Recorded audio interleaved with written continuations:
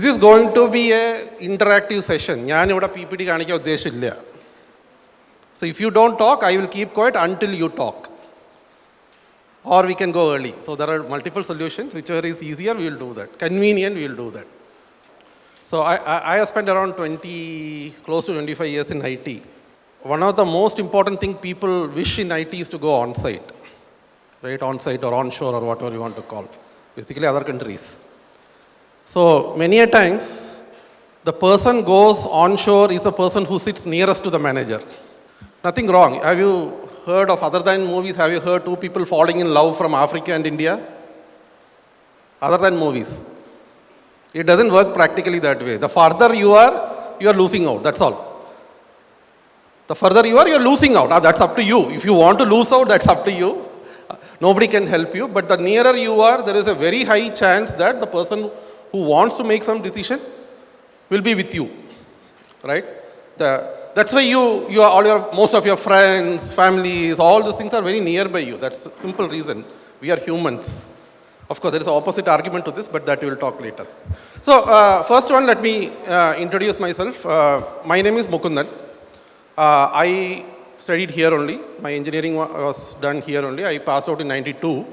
I did my mechanical. And before we go further, thanks for the NSS management who helped us and cooperated with us to give this session. I am representing an organization called Darsana. I think the first person or the oldest person we can call is passed out of here around 1980s, early 1980s. We formed a group which kind of wanted to help the society as much as possible. We do a lot of work outside the college. We have built some 15 schools, or not schools, sorry, 15 houses. We reach out to Adivasis, those kind of people, can help them to run some business, all those things. So that is outside the campus. There are not hundreds, maybe 15 such, 20 such kind of things. Recently in August, we conducted a all Kerala level student startup event. Some of you might have heard something called Ignite. Around 170 odd teams participated, and 20 of them actually came to Government Polytechnic in Palghat, and then 5 were selected as winners, all those kind of things. So we do a variety of things. What we believe is something what we have and we can share with others. It's not only money. Money is only one part of it. More than that, my personal belief is knowledge is something which is more important than that, because I'll give you some stories today. When I was your age, I honestly was clueless. Or rather, let me start with the very first story itself. So 92, as I said, 92 is the year I passed out, right? Things happened a little bit early. I think if I remember correctly, GATE happened in Jan. At that time, we had 2 exams, morning and afternoon. So morning I went, generally when I write exam, at least exam I will be very committed. So I wrote, and then finally I realized that after around couple of hours, a lot of people were leaving the room. So I was only half done. I had not gone through the full question paper, so I wrote. So then I learned, I had my lunch. There was another half an hour, 1 hour break. So I went to one of my friends staying nearby. We played cards. And then when I made up my mind and came back and said, okay, this afternoon exam, I will exit as early as possible. So I quickly wrote, probably around 1.5 hours or so, whatever I can, I wrote, and then I went.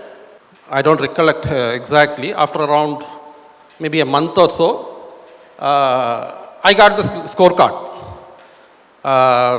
Interesting, the scorecard is they put it in a very interesting way. They don't give you the percentage like 90, 80, 70 and all. They write, if you have scored say 95, they'll write 9, 5, 0, 0, right? So when I read that, I got those kind of 1, 1, 1 numbers. So I was wondering, why are they wasting their stamps and envelopes in sending me this card, right? But then after a few attempts, I realized that I have a decent score. And also, coincidentally, that is one time when the BPL, which used to be one of the largest consumer companies in India at that time, they kind of offered us a job. There was one position they offered. So, and I was a potential candidate in that. So in 92, it was a dream situation for, or let me reword that. It was not a dream. It was a confusing situation to me, saying whether I should take my job or whether I should go for higher studies. Linked to this, another story is my father comes from an extremely poor background, and to give you a very simple one sentence of that, he literally has studied in street lights, right? He has sat on a street light. It's a kerosene street light, not an electrical street light, kerosene street light, and he has studied. So he did his diploma because he wanted to find a job as early as possible. So 10th and diploma, and then we found a job. So he wanted me to study as much as possible. His aspiration was I should do a PhD. That was his aspiration. And I was clueless. At the age of 21, I was clueless what I had to do. I was okay with both. I am okay with studying. I don't hate study, so I was okay with studying.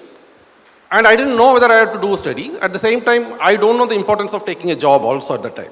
Is job so important that I have to take? Because my parents are at that class, middle class. We never felt poor that way. In the sense, we get our food, we get our books. We had a TV at that time. So that was luxury for us. We had Darsana. So that was luxury for us, right? I had a professor called, we used to call KKP. Coincidentally, he passed away 3 days back. He was kind of my mentor here. At that time, none of these words exist, and nobody gives these things. And I don't know, any of your professors do this today. He used to take only elective subjects for us, machine tool, and he always used to choose the first hour or the first hour after lunch. So the first 9 o'clock or whatever it is, or 12:50, 1 o'clock, whatever is the first hour, right? The reason he chose us is, he will come at least half an hour before, he will fill the board with diagrams. So he saves that time, half an hour, 45 minutes, to draw the diagrams in the board because he will come early, right? So that's the kind of commitment he used to show, and some reason I was in very good touch with him. So I decided, so this is like God for me. He will tell me solution for my problem, right? I have a good problem, but I don't know what to do. So I talked to him one day and said, I am coming to your home. He used to live in railway colony. So I went. Actually, I am meeting him first time. He was very polite. I felt like at my home, all those things. We spoke like 1 or 2 hours. I don't even remember how long we spoke. And I told him all my problems. I have that. I like design. I want to do design in my life. But I don't know what branch I will get if I go to a post-graduation. And then beyond that, I don't know. But I also I also like to start a job. I don't know. You tell me what I have to do. He told me that if you do your post-graduation, this is what you will get. A, B, C, D, you will get all these things, right? If you do your job, this is what you will get. Right? This is how your life will be. Not you get, this is how your life will be. So I said, fine, all good to know. But tell me what I should do. So multiple times he tried to tell me that what is the good and bad of both sides. At least 2-3 times he tried to tell. So finally I was running out of patience and I told him, that's all fine, you tell me what should I do. So finally he told me that, of course he was very polite, he didn't put it in the words I am putting it in. He was very polite saying, it's your life. I can't decide your life. You have to make decisions on your life. So let us assume that I will give you an answer for this. So you go for higher studies, right? You go, you study, everything goes well for some time. And at one point you said, okay, maybe this is not what I should have done. Then what are you going to do? You are going to put the blame on me. Saying, my professor told me to do this, so I did it. And this is where I am. So, 2 problems with that. One is, you don't own up your own decision. Every time something goes wrong in your life, you will find fault with somebody else. It's not my decision, somebody else made it. My parent, my brother, my sister, my spouse, my son, my neighbor, so whatever it is.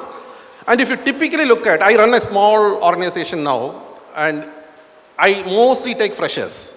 So if you want to know, I have 5 freshers with me now, actually 6, one joining next Tuesday. And when I give a job and it's not getting done, the very first thing they come and tell is, it's not me, it's somebody else. So as simple as, we had a phone number which was not working, right? Somebody didn't recharge it, so it was not working. So day before yesterday, I told one of them, saying that this phone number should be working by tomorrow. So yesterday when I asked her what happened, she said, that phone is not with me, it is still not working, I don't know what to do, right? Genuinely what she is saying is right. These circumstances, I just tell them, imagine you are a doctor, you are in a hospital. There will be 100 things which will not work in a hospital also. We are all humans. There will be 100 things which will not work in a hospital. But a patient and their relatives, can you go and give this excuse? Power went off, so the patient died. Doctor came 10 minutes late because there was a traffic jam, patient died. Will we accept that kind of excuse? Never. When we are in the receiving end, we never take that excuse, right? But we are on the other side, we always give excuse. The moment you are the person who has to do it, you find excuses in life. A lot of excuses. And many of them will be very genuine excuses. So, I am deviating from this and going back to a very different story. I used to be in Japan in 2005. So, most of you will know the Japanese will be very particular of time, right? My super boss, I was in Infosys. If I was this level, he probably is very close to the top, right? He once gave us another story, what he experienced in his life. So, by the way, Tokyo has one of the best metros in the world.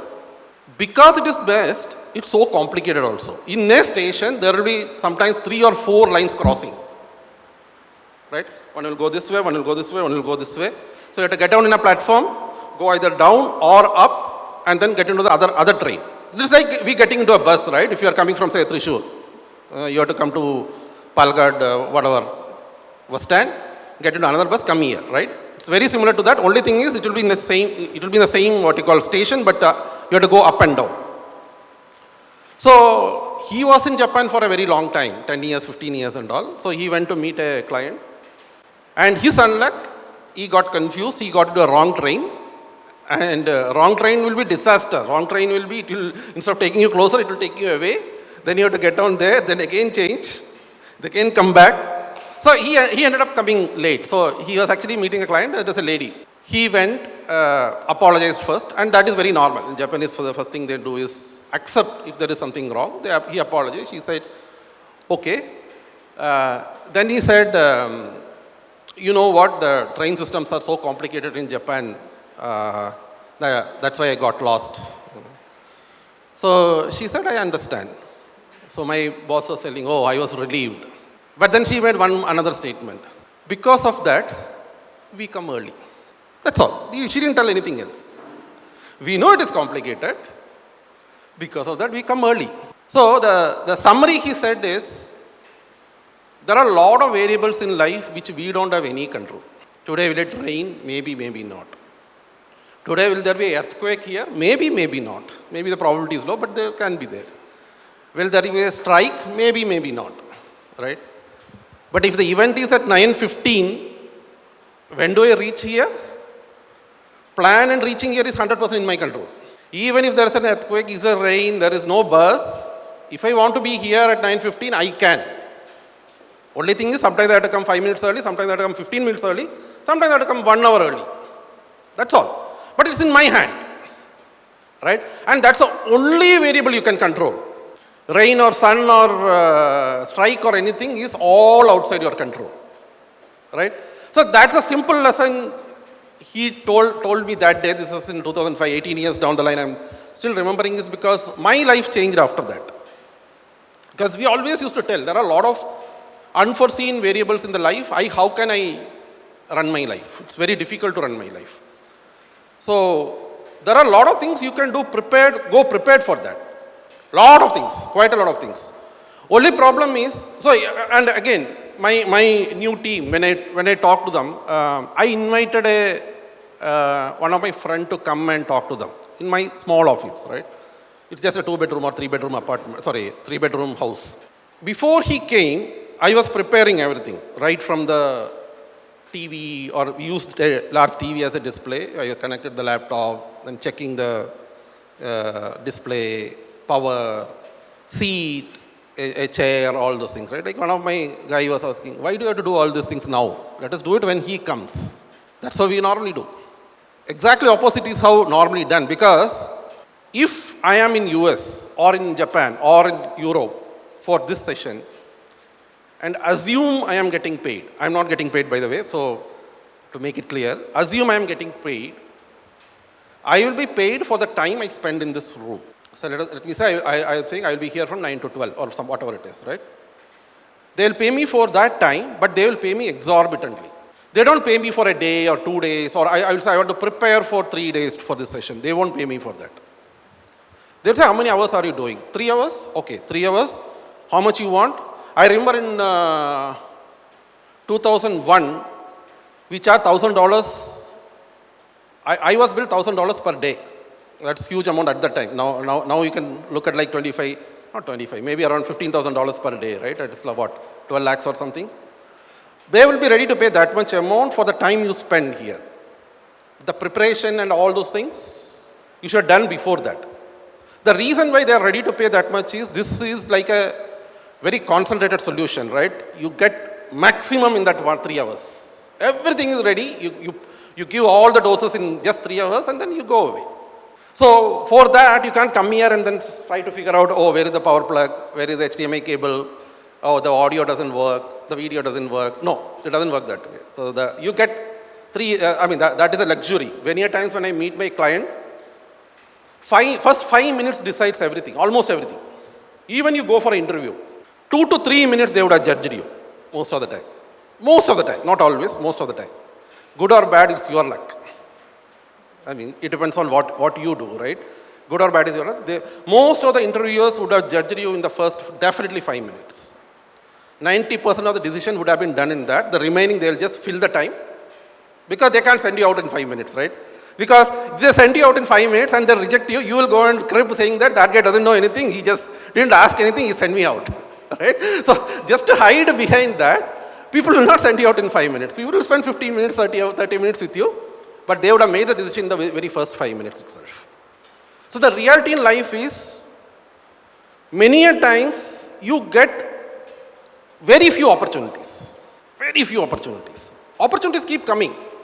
If you attend an interview, you can get another interview. You can get another interview. You can keep on attending. That's fine. But each opportunity gives you a very, very, very short time for you to prove yourself. We'll talk a little bit detail on that. You don't have to go and prove anything which you don't know. That's another interesting thing. Like people say, I will prepare for an interview. I will do that. I will do this and that. No, not necessary at all. My personal view is, you have to be yourself. But you have to be yourself. So as I said, I have 5 freshers in my team. So the last person I hired, she I think spent around 3 hours for the whole process. And out of that 1.5 hours, what she did was, she cooked for the whole team. She literally cooked. She made rice, she made sambar, that's all. We could only do that much in that time. She actually went out, bought the vegetables, bought the other stuff and all, spices and all, and came and cooked, right? So the reason I do that is because, not to check the cooking capabilities, this is to check that how much are you really connected to the real world. How many of you are computer science? Anybody computer science here? No one. Okay. So I went to hire in one of the best colleges in Thrissur, BSc Computer Science. I made them write a very small program. Just to tell that I give you some numbers, sort it in one order, right? 1, 2, 3 or reverse. Either way you sort it. So one of the student, he or she wrote a program which actually will run. So what he has done is, he has defined all the numbers within the program, right? So you can't give any number. So typically when you say a program, you have to give an input, it will give you output, right? So he already gave the input in the program. The program will run, it will sort, and it will end. So if as a user you run the program, you will not get any message. Did you understand? So the program will run perfectly fine. It will take the numbers, it will sort it, it will exit. But the person who has run it, he has no option, or he or she has no option to give a number to sort or get back any option saying that this is a sorted order. Right? So when we asked him, what was in your mind? Like, let me say, I want to test this program. How will you test? He has no clue. How do you do that? Technically, in a exam, if he has written, he will get the marks. He may even get 10 out of 10. But in real world, if he does this, he will get 0 out of 10. So that is the unfortunate part in our, and I am not blaming any college, university, all those kind of things. I am just saying, this is a reality which comes out of our educational system. And I heard MSc statistics guys, and I asked them for a real world example of a standard deviation. They just had no clue what is the standard deviation, how does it work in real world. Right? People think average is standard deviation. Sometimes they get confused between average and standard deviation. I'm not saying you should know everything in life, but you should know something which is very specific to you. It may be one subject in your whole 4 years. It could be something outside your subject also. It's also perfectly fine. The reason I'm telling you is almost, I don't remember, 8, maybe 10 years back, a lot of IT companies started hiring in 2 streams, if I want to put it in a broad way. One, in Infosys, we used to call power programmers. Very simple way to put is, if you are a power programmer, they will pay you 6 lakhs. If you are hired in the normal way, they will pay you 3.5 lakhs or something. Now, is there any rocket science for power programmers? Actually, there is nothing. There is no rocket science. But actually, most of the people who were successful to get in through those power programs are people who came and told, you know what, in my 4 years or whatever, 3.5 years I have spent in education, I have done this nobody else has done. You ask my friends, you go to another college, you go to another university, you will not find that done. It's not a complete answer. It's not that they found a vaccine to COVID and all. No, nothing. They would have simply picked up a very simple problem, but they did it by themselves. Or 2 people, 3 people team, whatever it is. Right? The beauty here is, it's not that they find a solution which is out of the world. They don't come out with something which is better than ChatGPT or with better than Mercedes-Benz or something. No, absolutely no. But what they come out with is a practically how do you use your engineering sense with common sense. Right? That is what they can come out with. That's a huge difference. It's a huge difference. Trust me, that almost pays double in your first job itself. Then you can imagine when it goes on how much it will give, right? So people, of course, it's important that you study your subjects, pass your exams, because otherwise nobody will even give you any, they will not even allow you to enter the gate for an interview, right? That is very important. Probably equally important is to have something for yourself. It can be completely weird stuff. I am a very good example for that. I kind of formally took retirement from my corporate computer life in 2022. May 6th or 7th was my last day.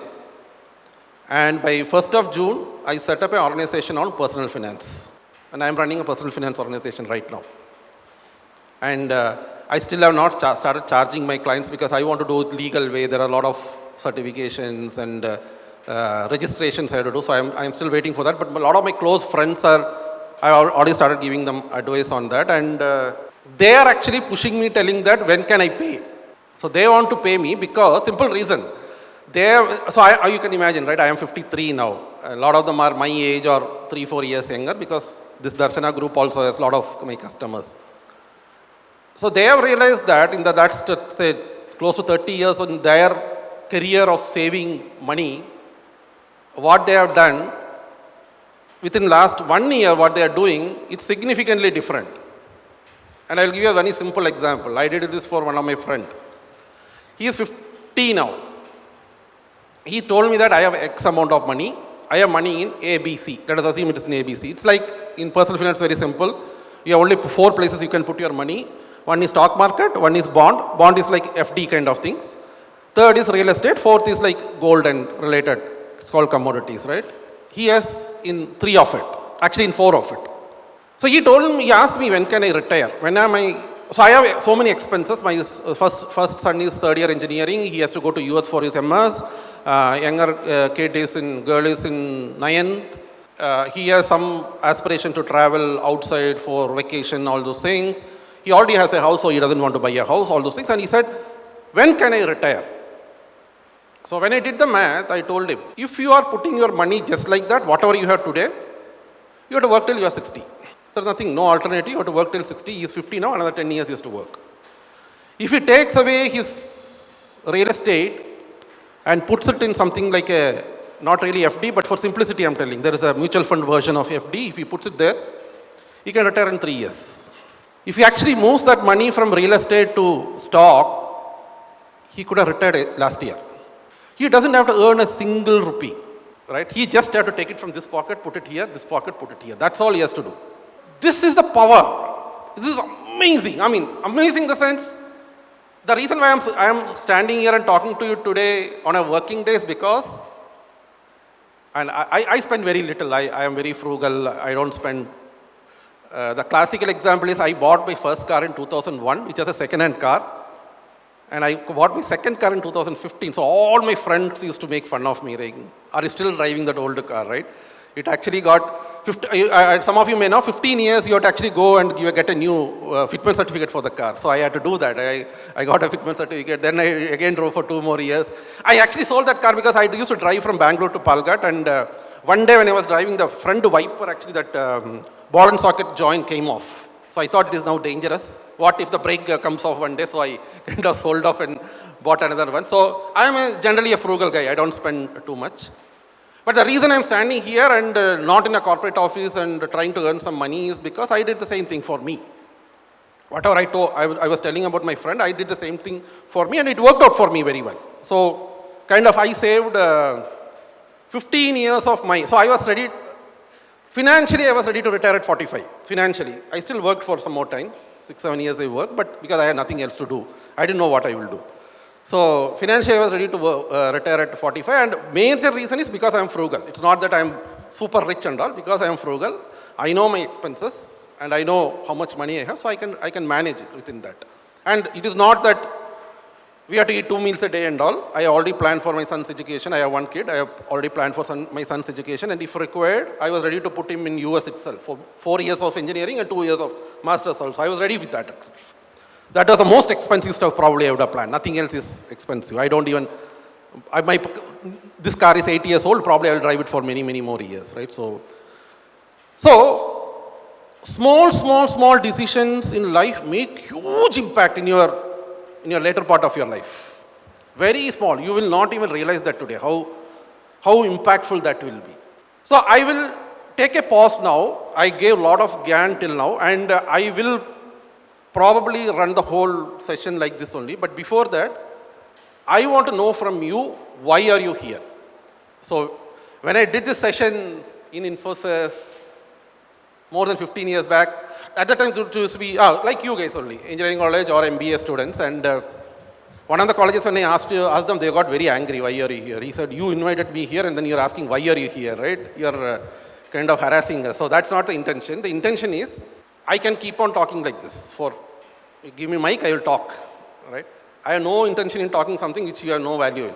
I want to talk which makes sense for you, which you have some questions in your mind, or you can actually ask the most silliest question you should have come to your mind, because probably that is give you the best answer in your life itself. So I used to tell those kids at that time saying that if somebody laughs at your question in this room, only like what, we are 75, maybe. 75 people will laugh, which is okay. But if you probably don't ask that question, the whole world will laugh at you later, which you can't do anything. So I will give you a few minutes and this we need to do because there is no other way I can run this. I didn't come prepared with a PPT. I actually had a PPT. I junked that PPT saying I will not use a PPT today unless otherwise required. If I want to show you some data, some video I will show you. That is only if it is required. Otherwise, we have time at least till 12 if you accept. Right? If you don't agree, we will break at that time. Whenever you want, we will break. There is no mandate to sit here and get tortured. Absolutely no. right? And I have no ego in that. The worst thing I can do is put 75 people in a room and torture them for 3 hours. Absolutely no, I am not a sadist that way. And in fact, day before yesterday when I was asking to Abhay sir how many have registered, he said some 29 or something. Then somebody was telling, no, we will send that 5-year batch. I told them, I requested them, don't send any batches because that is forcing people to come. Let students come only if they wish. If they know something, they are not interested, let them not come. There is no meaning forcing. This is not a classroom where you have to teach mechanics of solids or data structure or transformer or whatever it is, right? This, even if you don't know, a lot of people don't know, they will figure out. But if you are here, you have to take full value of that. Okay, now it's time for you. You think for a minute or so. If you proactively come and tell me, actually I will note it down and then we can discuss. If you don't, I will make each and every one of you speak. We will speak till 12. You guys have to speak till 12. Then we will continue with my session, right? So the better bet is to talk first. And if you want to discuss among 2 or 3 of you, do that. I mean, so this is another beauty. In classrooms, you are always told don't copy. In real world, copy only works. No, it's nothing wrong. Nothing wrong. Apple makes a phone, next competitor copies it. But the thing is, if they do it better, they will survive. If they do it bad, nobody will buy. That's very good. There is nothing wrong with that. Copying is not at all wrong unless you are told don't copy. So we have to stick to the rules. In exams, you are told not to copy, don't copy. I'm not encouraging you to go and copy in the exam. Please don't mistake me. But in real life, that is called collaboration. 2 people, 3 people, 5 people, 10 people, 100 people work together. That's called collaboration, right? So the idea is to learn. And almost everything in our life, we are going to do it as a team. Almost everything. Especially in corporate world, everything will be team. You go and ask Sundar Pichai today, can you do this? 99% of the time, he will not know the answer. He will say, I will ask the right person and tell you.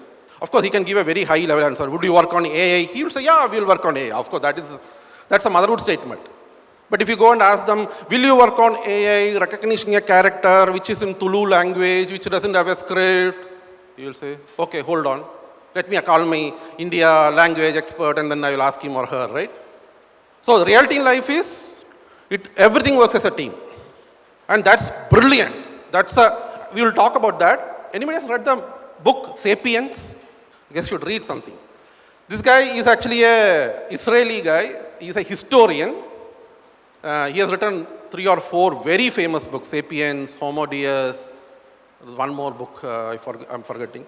Homo Sapiens has sold around 35 million copies in the world. 35 million. That means 3.5 crore books has sold. Actually, he has multiple arguments. A couple of arguments is, the only reason other living things are living in this world today is because we humans allow them to live. That's the only reason. Smallpox is not there today. It may be a very powerful virus. It killed probably 20% of the world population at one point. Humans decided this is threat to our existence, wiped it off. COVID came like a tsunami. Today nobody is talking about COVID. You can ask, why is cold still there? Why is fever still there, right? And if you have gone and studied the way viruses and bacteria, harmful ones, how they behave is, they learn over time. The more they are mortal, when I say mortal, COVID mortality was less than 1. If 100 people get COVID, less than one person die. That too were old people, all those things. So if you really look at a less than 50 years, probably it would have been 0.1 or something. So the more it gets mortal, it's like simple. Let us see. I find a snake in my home. In my 50 years, I found once a snake in my home, right? I probably will kill it or do something and get rid of it. But if I find snakes every day in my home, I will work very differently. I will get a cat, I will get poisons, I will put some grass, I will do XYZ to ensure that snake never comes into my home, right? This is exactly how COVID and other things also had happened. When COVID becomes more and more mortal, humans will focus more energy to kill it. And that virus also knows, right? That is why the smallpox virus was a stupid virus. It thought it can kill us. Because it thought it can kill us, we killed it, right? For cold knows very well. Cold doesn't kill us. Cold will come, it will survive for 3-4 days, it will go away. We are also okay, they are all there, that's also okay. They can survive, we can survive. So there is a symbiotic relationship which happens where both can survive over a longer period of time, right? But if somebody tries to put too much of authority and power on something, very likely humans are going to win.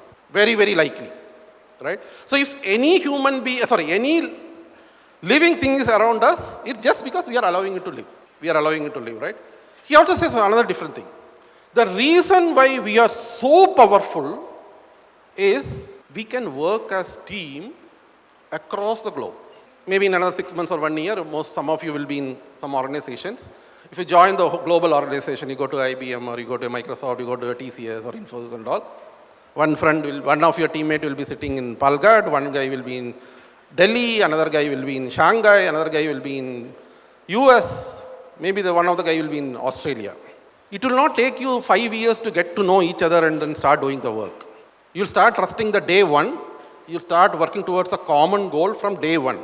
You may not be productive day one, but you will be productive in no time, 2 days, 3 days, 5 days, 1 month, you will be super productive. Imagine 5, so they are saying one US, let us say one US, one Europe, one India, one China, one Australia, right? So let us say 5 people. Can you imagine 5 elephants in these 5 continents working like this? Can you think any other living being working like this? Nobody can do that. That's point number 1. More important is, the reason you are working like this, actually you are sold a dream, that's all.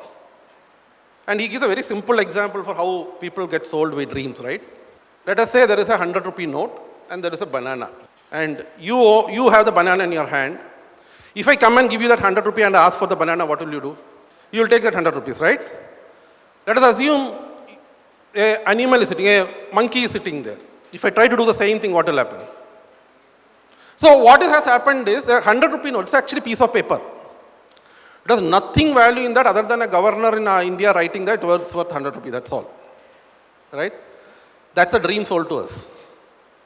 Somebody hiring you, whenever you are getting a job, is telling that I will give you a job, in the next 2 years you will earn more, in 5 years, 10 years. Nobody actually knows.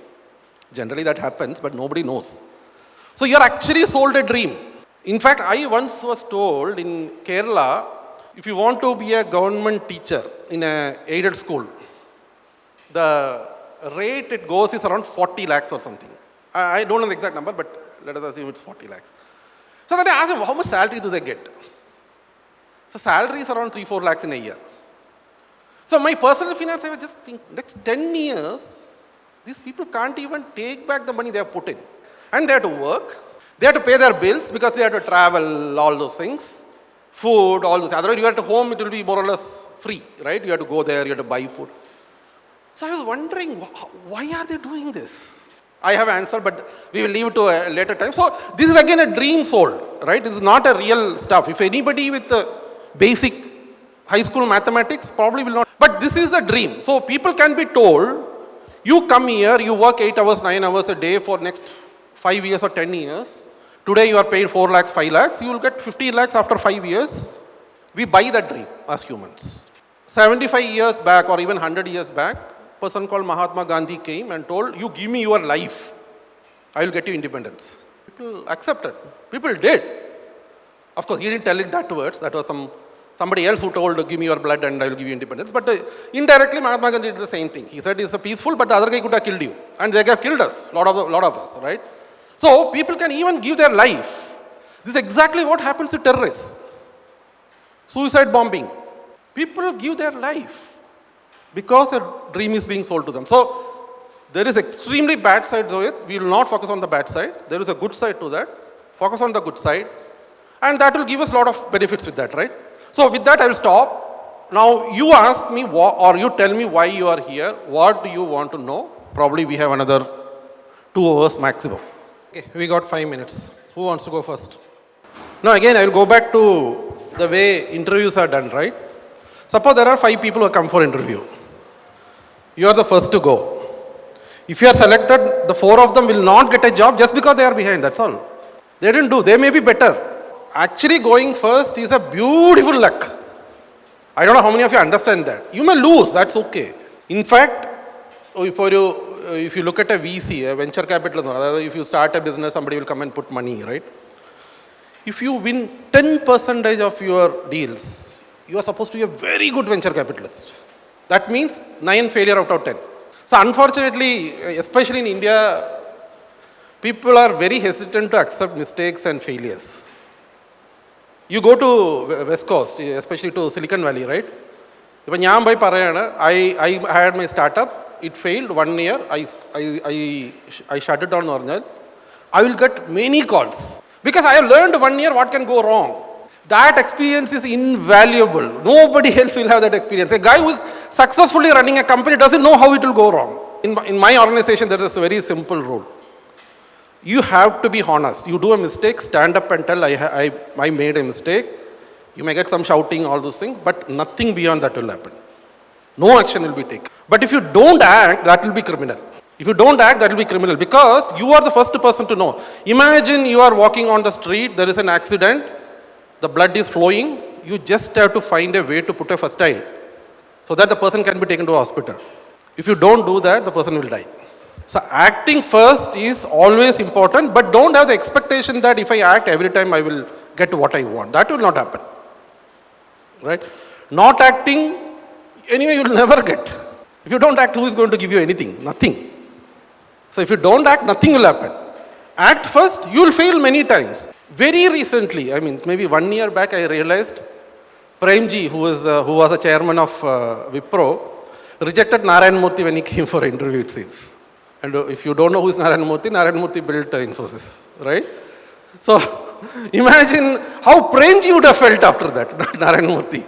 After all these things, he became his competitor, he beat him black and blue, so he should have just hired him.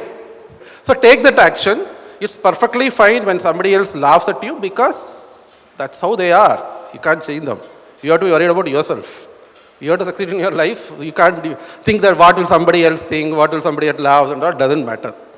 And as long as the crowd is very small, it's fine.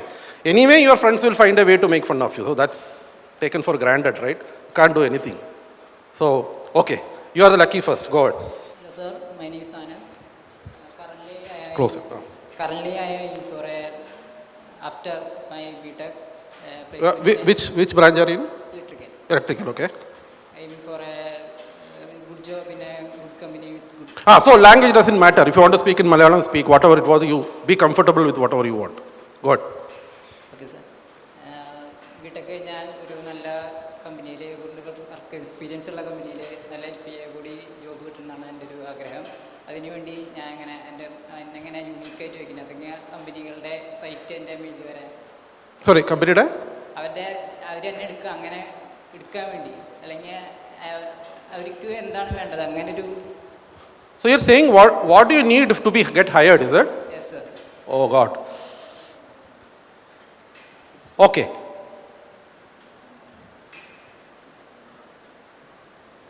Good. Who is next? Go ahead. Sir, my name is Akash. Branch മാത്രം പറ. Electrical. എല്ലാവരും electrical ആണോ? Okay, then fine. First of all, I am sorry for being late in the class, sir.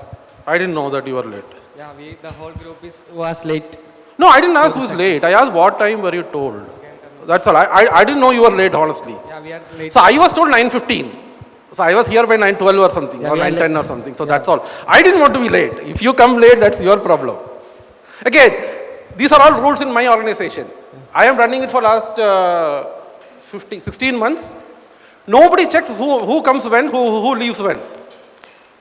Actually, people declare themselves. I came because there's a timesheet we keep for salaries, all those things. So people declare themselves. We are only bothered about whether you are doing your work or not.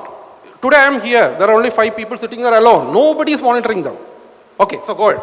So what it matters is some of the things which you are told in life that this is important, maybe may not be important. Sir, actually we didn't know about this section till the moment. No, that's okay. So that is kind of saying I had nothing in my control, somebody else is a problem, right? It's not my problem, it's somebody else's problem. That excuse you should never give in life. If you are told 9:15, at 9:14, you should say, I will not go. Actually, we didn't get a time, sir. So no, fair enough. No, I understand that, but that's okay. Okay, go ahead. What were you supposed to say? So that's why we didn't actually know what is going on here. And by the way, we understand that it's a placement awareness section 2. Okay. So actually, many of us didn't know what want to ask or nothing even prepared for. Fair enough. Such a session. Fair enough. So from the points you point out later or earlier, I want to ask you the right way for the success or right way for the actually Anand asked high payment or best company, what we want to do, how I can be unique for getting. So you said one is salary. What else? Yeah. How can I be unique in the society or in a corporate? By the way, what do you mean by unique? What is your definition of unique? According to me, actually many of us are getting or completing BTech from many institutions. But not everyone was paying high or not everyone is selecting in good company. For getting selected by a good company, there must be something unique for the personality or the capabilities. Okay, fine. Anything else? Potential, any extra potential Okay, or extra knowledge what I want to be gained for getting placed or. perfect. Very good question. Okay. Anything else? Okay, next. Amrita No, Amrita Darshan, okay. electrical. Now we know all are electrical. അത് വേണ്ട, ഇനിയിപ്പോൾ പറയണ്ട. Doubt എന്ന് വെച്ചാൽ ഈ നമ്മൾ interview ഒക്കെ നിൽക്കുമ്പോൾ നമ്മുടെ അപ്പിയറൻസ് മാറ്റർ ചെയ്യുന്നു. ലൈക്ക് മുടി വളർത്തിയതോ ടാറ്റു കുത്താനോ അത് സാറുമാരെ ഞങ്ങളൊക്കെ പറഞ്ഞിരിക്കുന്ന ചില കമ്പനികൾ അങ്ങനെയാണ് appearance. Okay, fine. Good question. Actually, very good question. So I'll take a minute of detour. I don't remember, 91, maybe 91 or 92, I don't remember.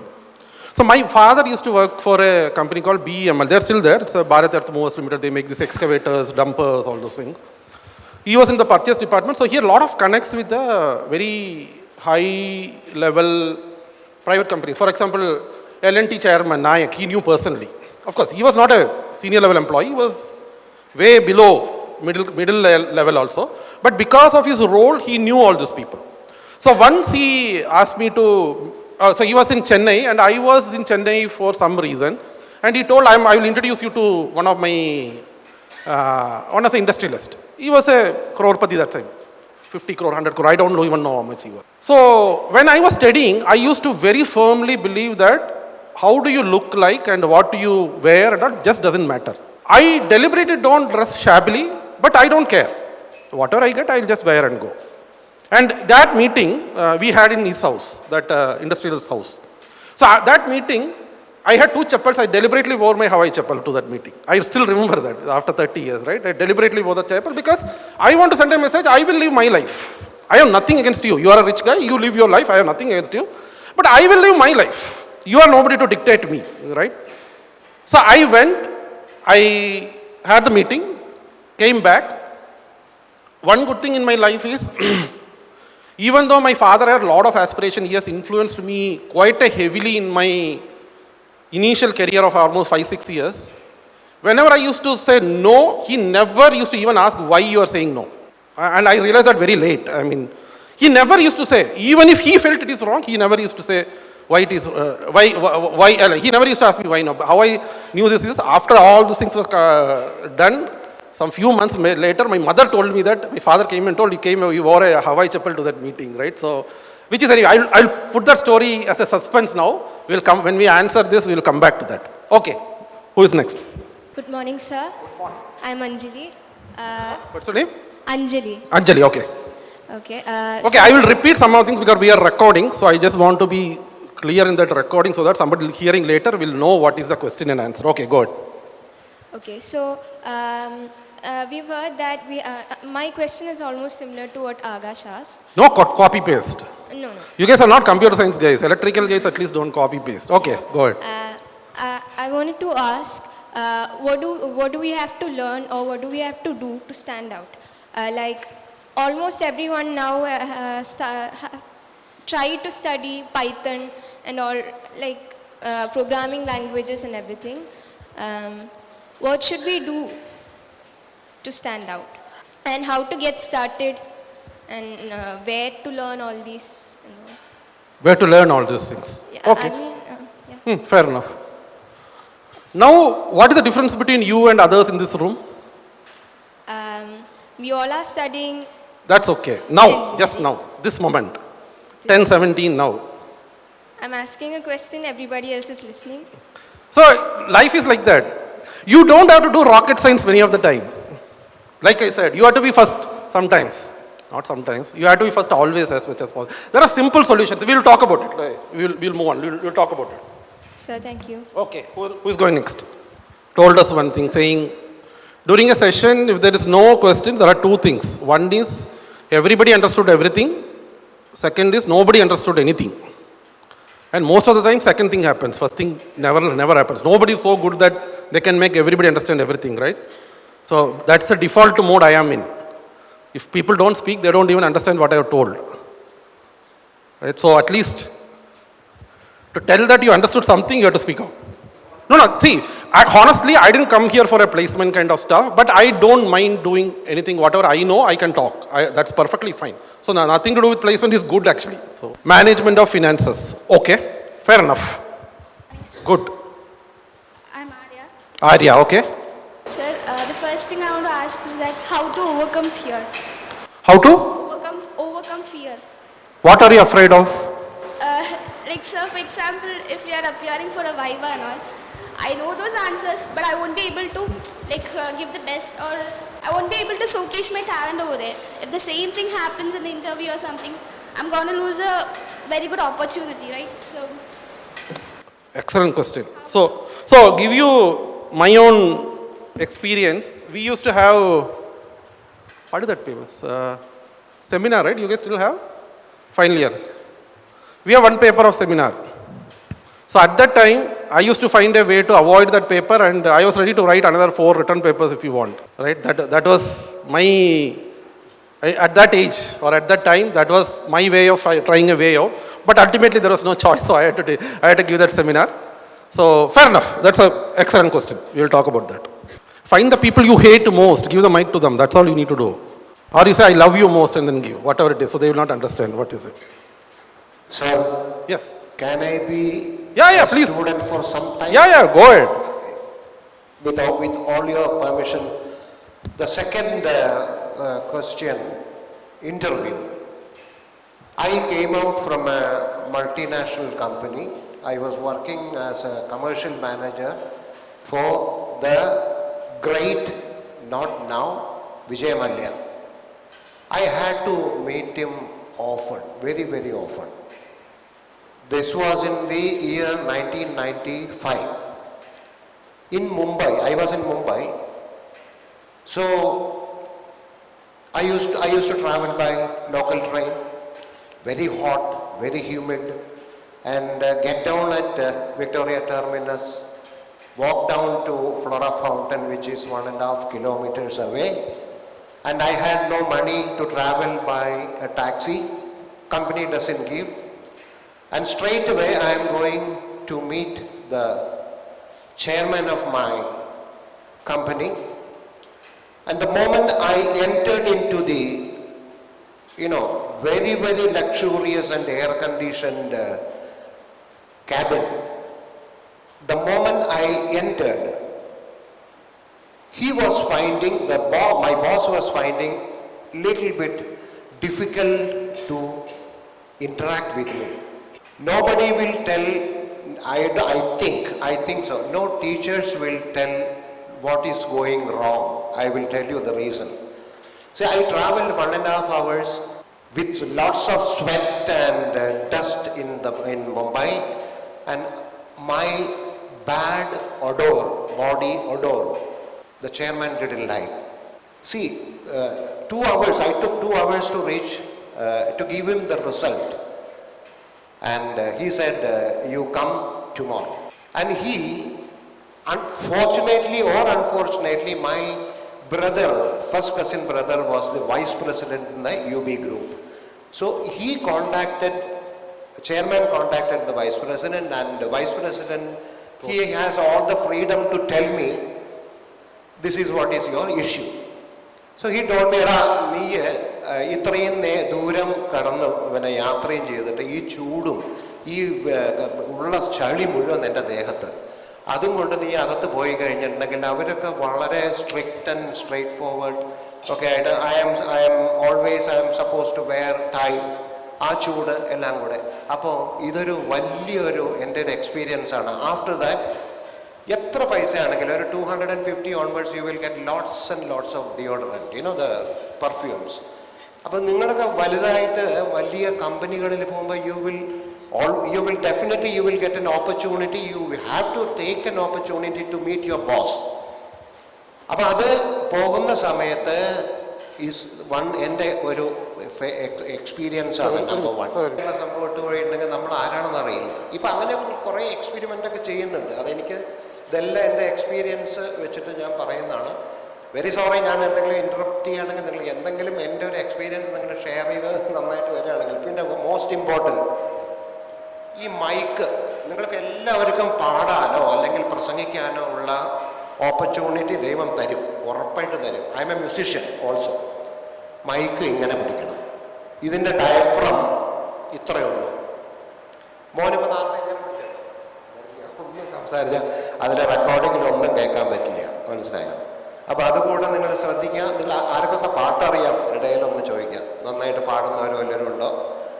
എനിക്ക് 100 സിംഗേഴ്സാണ് എൻ്റെ ഗ്രൂപ്പിൽ, including the girl who came, singer. My son is A playback singer. നിങ്ങളെല്ലാവരും പാടി നടക്കുന്ന ആ ഒരു മനസ്സിന് മറയില്ലേ, oh my friend, ആ പാട്ട് എൻ്റെ മോൻ പാടിയതാണ് ഹാപ്പി ഡേയ്സിൽ. അപ്പോൾ അവൻ idea സ്റ്റാറിലുണ്ടായിരുന്നു, Amrita super സ്റ്റാറിലുണ്ടായിരുന്നു.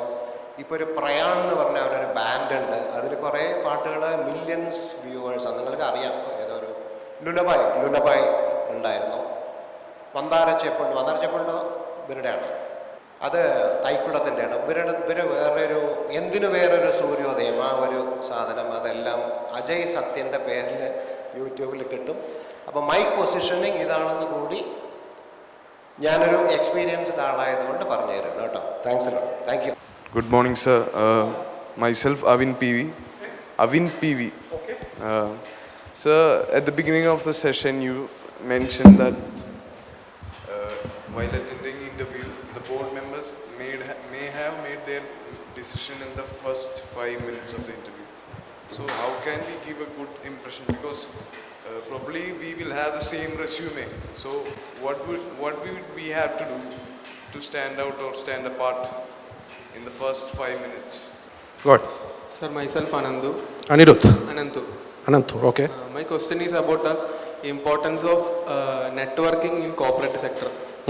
How to connect with potential employers and how to present yourself and to grow your network. You mean cooperative specifically, is it? Yes. Okay. Perfect. Good news is, honestly, I'm impressed with the questions. So, fast. I told you, if you don't ask enough questions, we'll have questions only till 12. Then we'll continue after that also. My name is Anna James.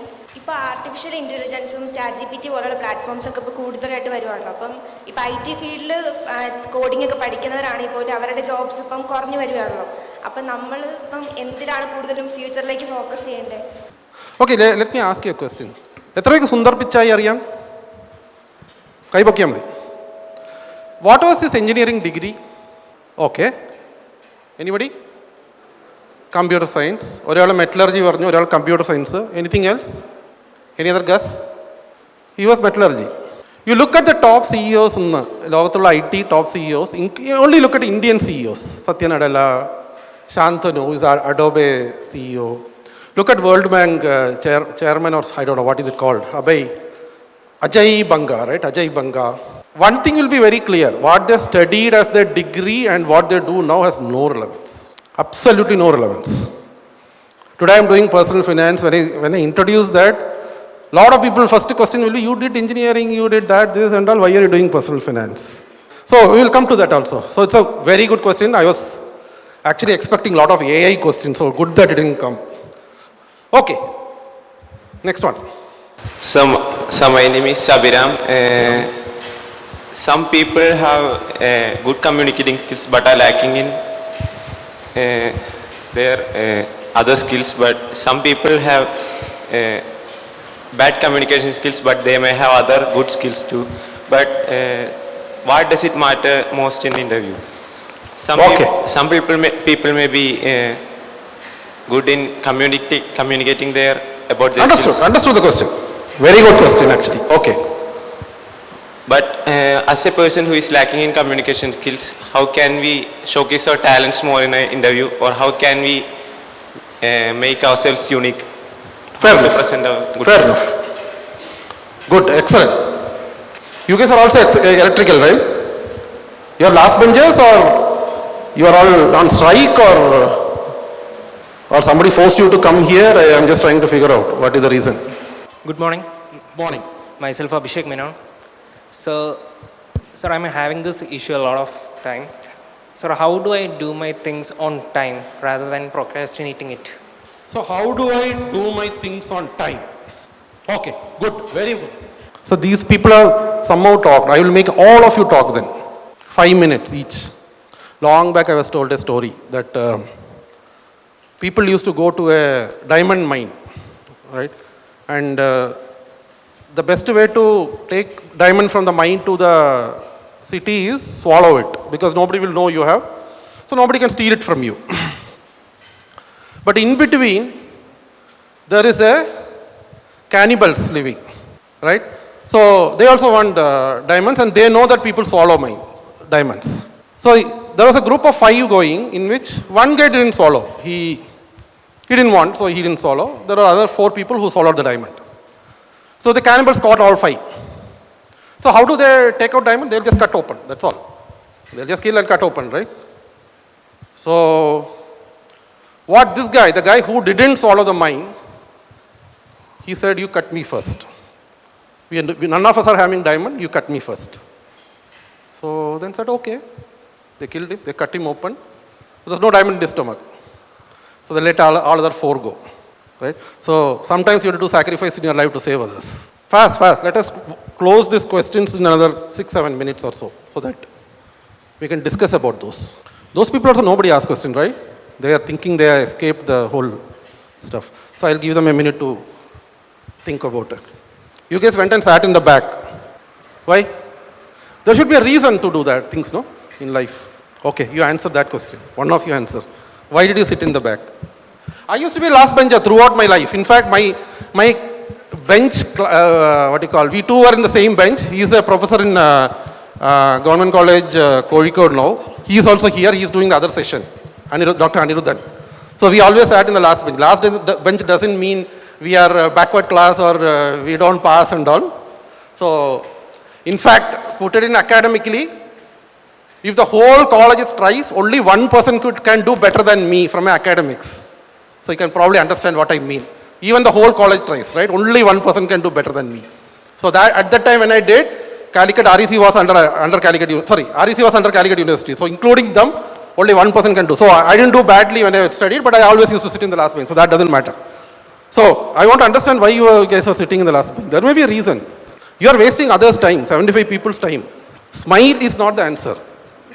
Smile, crying is not the answer. We need an English answer or a Malayalam answer. This is not a secret. അവിടെ ഈ സ്ഥലം ഉണ്ടായിരുന്നു അപ്പോൾ ഇവിടെ സ്ഥലങ്ങൾ എന്തുകൊണ്ട് കണ്ടില്ല? എന്നാ പിന്നെ അതിനും പുറകെ ഇരിക്കായിരുന്നില്ലേ? ഏറ്റവും പുറകെ പോയി ഇരിക്കായിരുന്നില്ലേ? അവിടെ ആരും ഉണ്ടായിരുന്നില്ല. ഇവിടെ ആരും നിങ്ങൾ ഇരുന്ന സീറ്റ് ആരും ഉണ്ടായിരുന്നോ? നിങ്ങൾ പുറത്താക്കിയാണോ ഇരുന്നത്? സൈഡിൽ കുറച്ച് പേരുണ്ടായിരുന്നു. സൈഡിൽ ആരും ഒന്നും ഉണ്ടായിരുന്നു. അവിടെ തന്നെ വന്നു നിങ്ങൾ? അല്ലല്ല, ഇവിടെ നിന്ന്. അപ്പോൾ ഫ്രണ്ടിൽ ഇത്ര എണ്ണം വിട്ടിട്ട് ഇതിന് അവിടെ പോയിരുന്നത്? എല്ലാവിടെ സ്ഥലമുണ്ട്. ഇവിടെ അവിടെ ഇഷ്ടംപോലെ സ്ഥലമുണ്ട്, ഇവിടെ സ്ഥലമുണ്ട്. വേറെ ആൾക്കാർ വന്ന് അവർ ഇരിക്കാൻ വേണ്ടി. ഓ, ദാനം ചെയ്തതാണ്, ത്യാഗം ചെയ്തതാണ്. വളരെ നല്ല കാര്യം. Okay, so again, one good thing of traveling to the other part of the world, which rather than the materialistic part, one of the good thing I learned is, in India generally, people think you are guilty until you prove yourself innocent. It is very easy to say that is wrong. Sitting there is wrong. I never think that way. There is a reason why you are sat there. I want to understand why you are sat there. If that is comfortable, sit there only. I have no problem with that. So, coincidentally, I said I hired a few people. One of the girls joined on 11th of September. She doesn't sleep. She doesn't, weekends, all those things. Her most, the best time pass she has is coding, right? It's good for me. I have no problem with that. But I am also worried, right? How long will she do this? She is 22 now. How long will she do this? 12 hours, 14 hours, 16 hours a day. She can't do forever. Right? There's a time at which she will break down. So as a manager, I have the other responsibility now to ensure that she stays healthy so that I can also run my organization. It's not other way. If she goes to hospital tomorrow, then I have to run behind her and everything will be run. No? So there is a selfish reason. But said that, for a humanitarian reason, I at least think that there is a reason why things happen that way. If you understand it, many times you will agree to that. Why you sat there or why you didn't come, why you came at 9:15, there is a reason to that. Right? It's not that you find fault with that person for saying, why did you come at 9:15, blah, blah, blah, then your whole equation is gone. The connection is gone. It's broken already. Okay, who is going first? Good. Hi, sir. My name is Artha. Artha, okay. Sir, my question is, some of us may be attending honors and minor class. Are you aware of honors? No, I am not. So it's an extra course which is provided by every engineering college. So some of us are attending these courses, and some of us may not be. They may be like doing some other, like they may be focusing on maintaining some skills or extracurricular activities. So is there any special benefit, or does these minor or honor students have any special benefit or something? Oh, very good question. I'll actually put it in a very different way. Does it matter what we do? I'll come to that. In fact, you go back, when you go to a room or wherever it is, go and watch a video from Steve Jobs called Connecting the Dot. It's one of the best speeches he has given in the world. It will have millions of views. I think if I'm right, generally in the Western world, the universities, when they give the degree certificate, the honorary day, they invite a special guest. And he went to Stanford and gave this speech. And it's exactly what the question you asked. We will come to that. Sir, I am asking a question not related to this, but related Doesn't matter. to finance. So you said share market is a best way to improve the income, or you said you can retire faster when you invest the money in share market.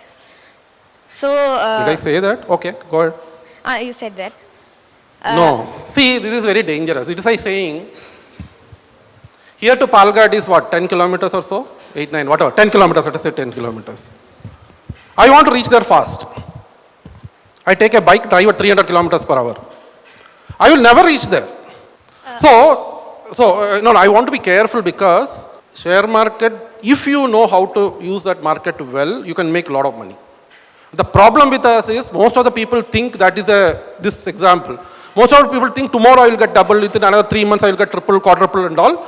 And they put everything in what they don't know, and then most of the people lose. So statistics, people who buy and sell, the SEBI, which is the governing body of Indian share market, has given a data saying that 9 out of 10 people lose money in trading, right? So when you say that, I want to be very careful, because if you take one sleeping pill, you'll get a nice sleep. If you get 5 sleeping pill, probably you can get away with a hospital. If you probably take 10 or more, that will be end of story. So it's just like that. You have to know what you're doing. And Warren Buffett, who has made all his money in share market, has told a very simple thing. Risk comes from not knowing what you're doing. That's all. If you know what you're doing, you are quite safe there. If you don't know what you're doing and blindly doing, it is very dangerous. Sorry, that's a detour. That's why I said I was thinking whether I gave a wrong message. It's not that somebody can blindly go and put money here and say, I will make money. No, it will not happen. Very likely you'll lose. Okay, go ahead. So my question is, how can it be profitable without going to losses? More people actually go to losses by investing in share market, my family and all. So I would like to know, how is it profitable? Okay. How is stock market profitable? Okay, finance question I will probably do now, because I want to spend lesser time on that. You will probably get money more when you get a job, all those things. So let us assume, I will give you a simple situation. Who is the youngest guy?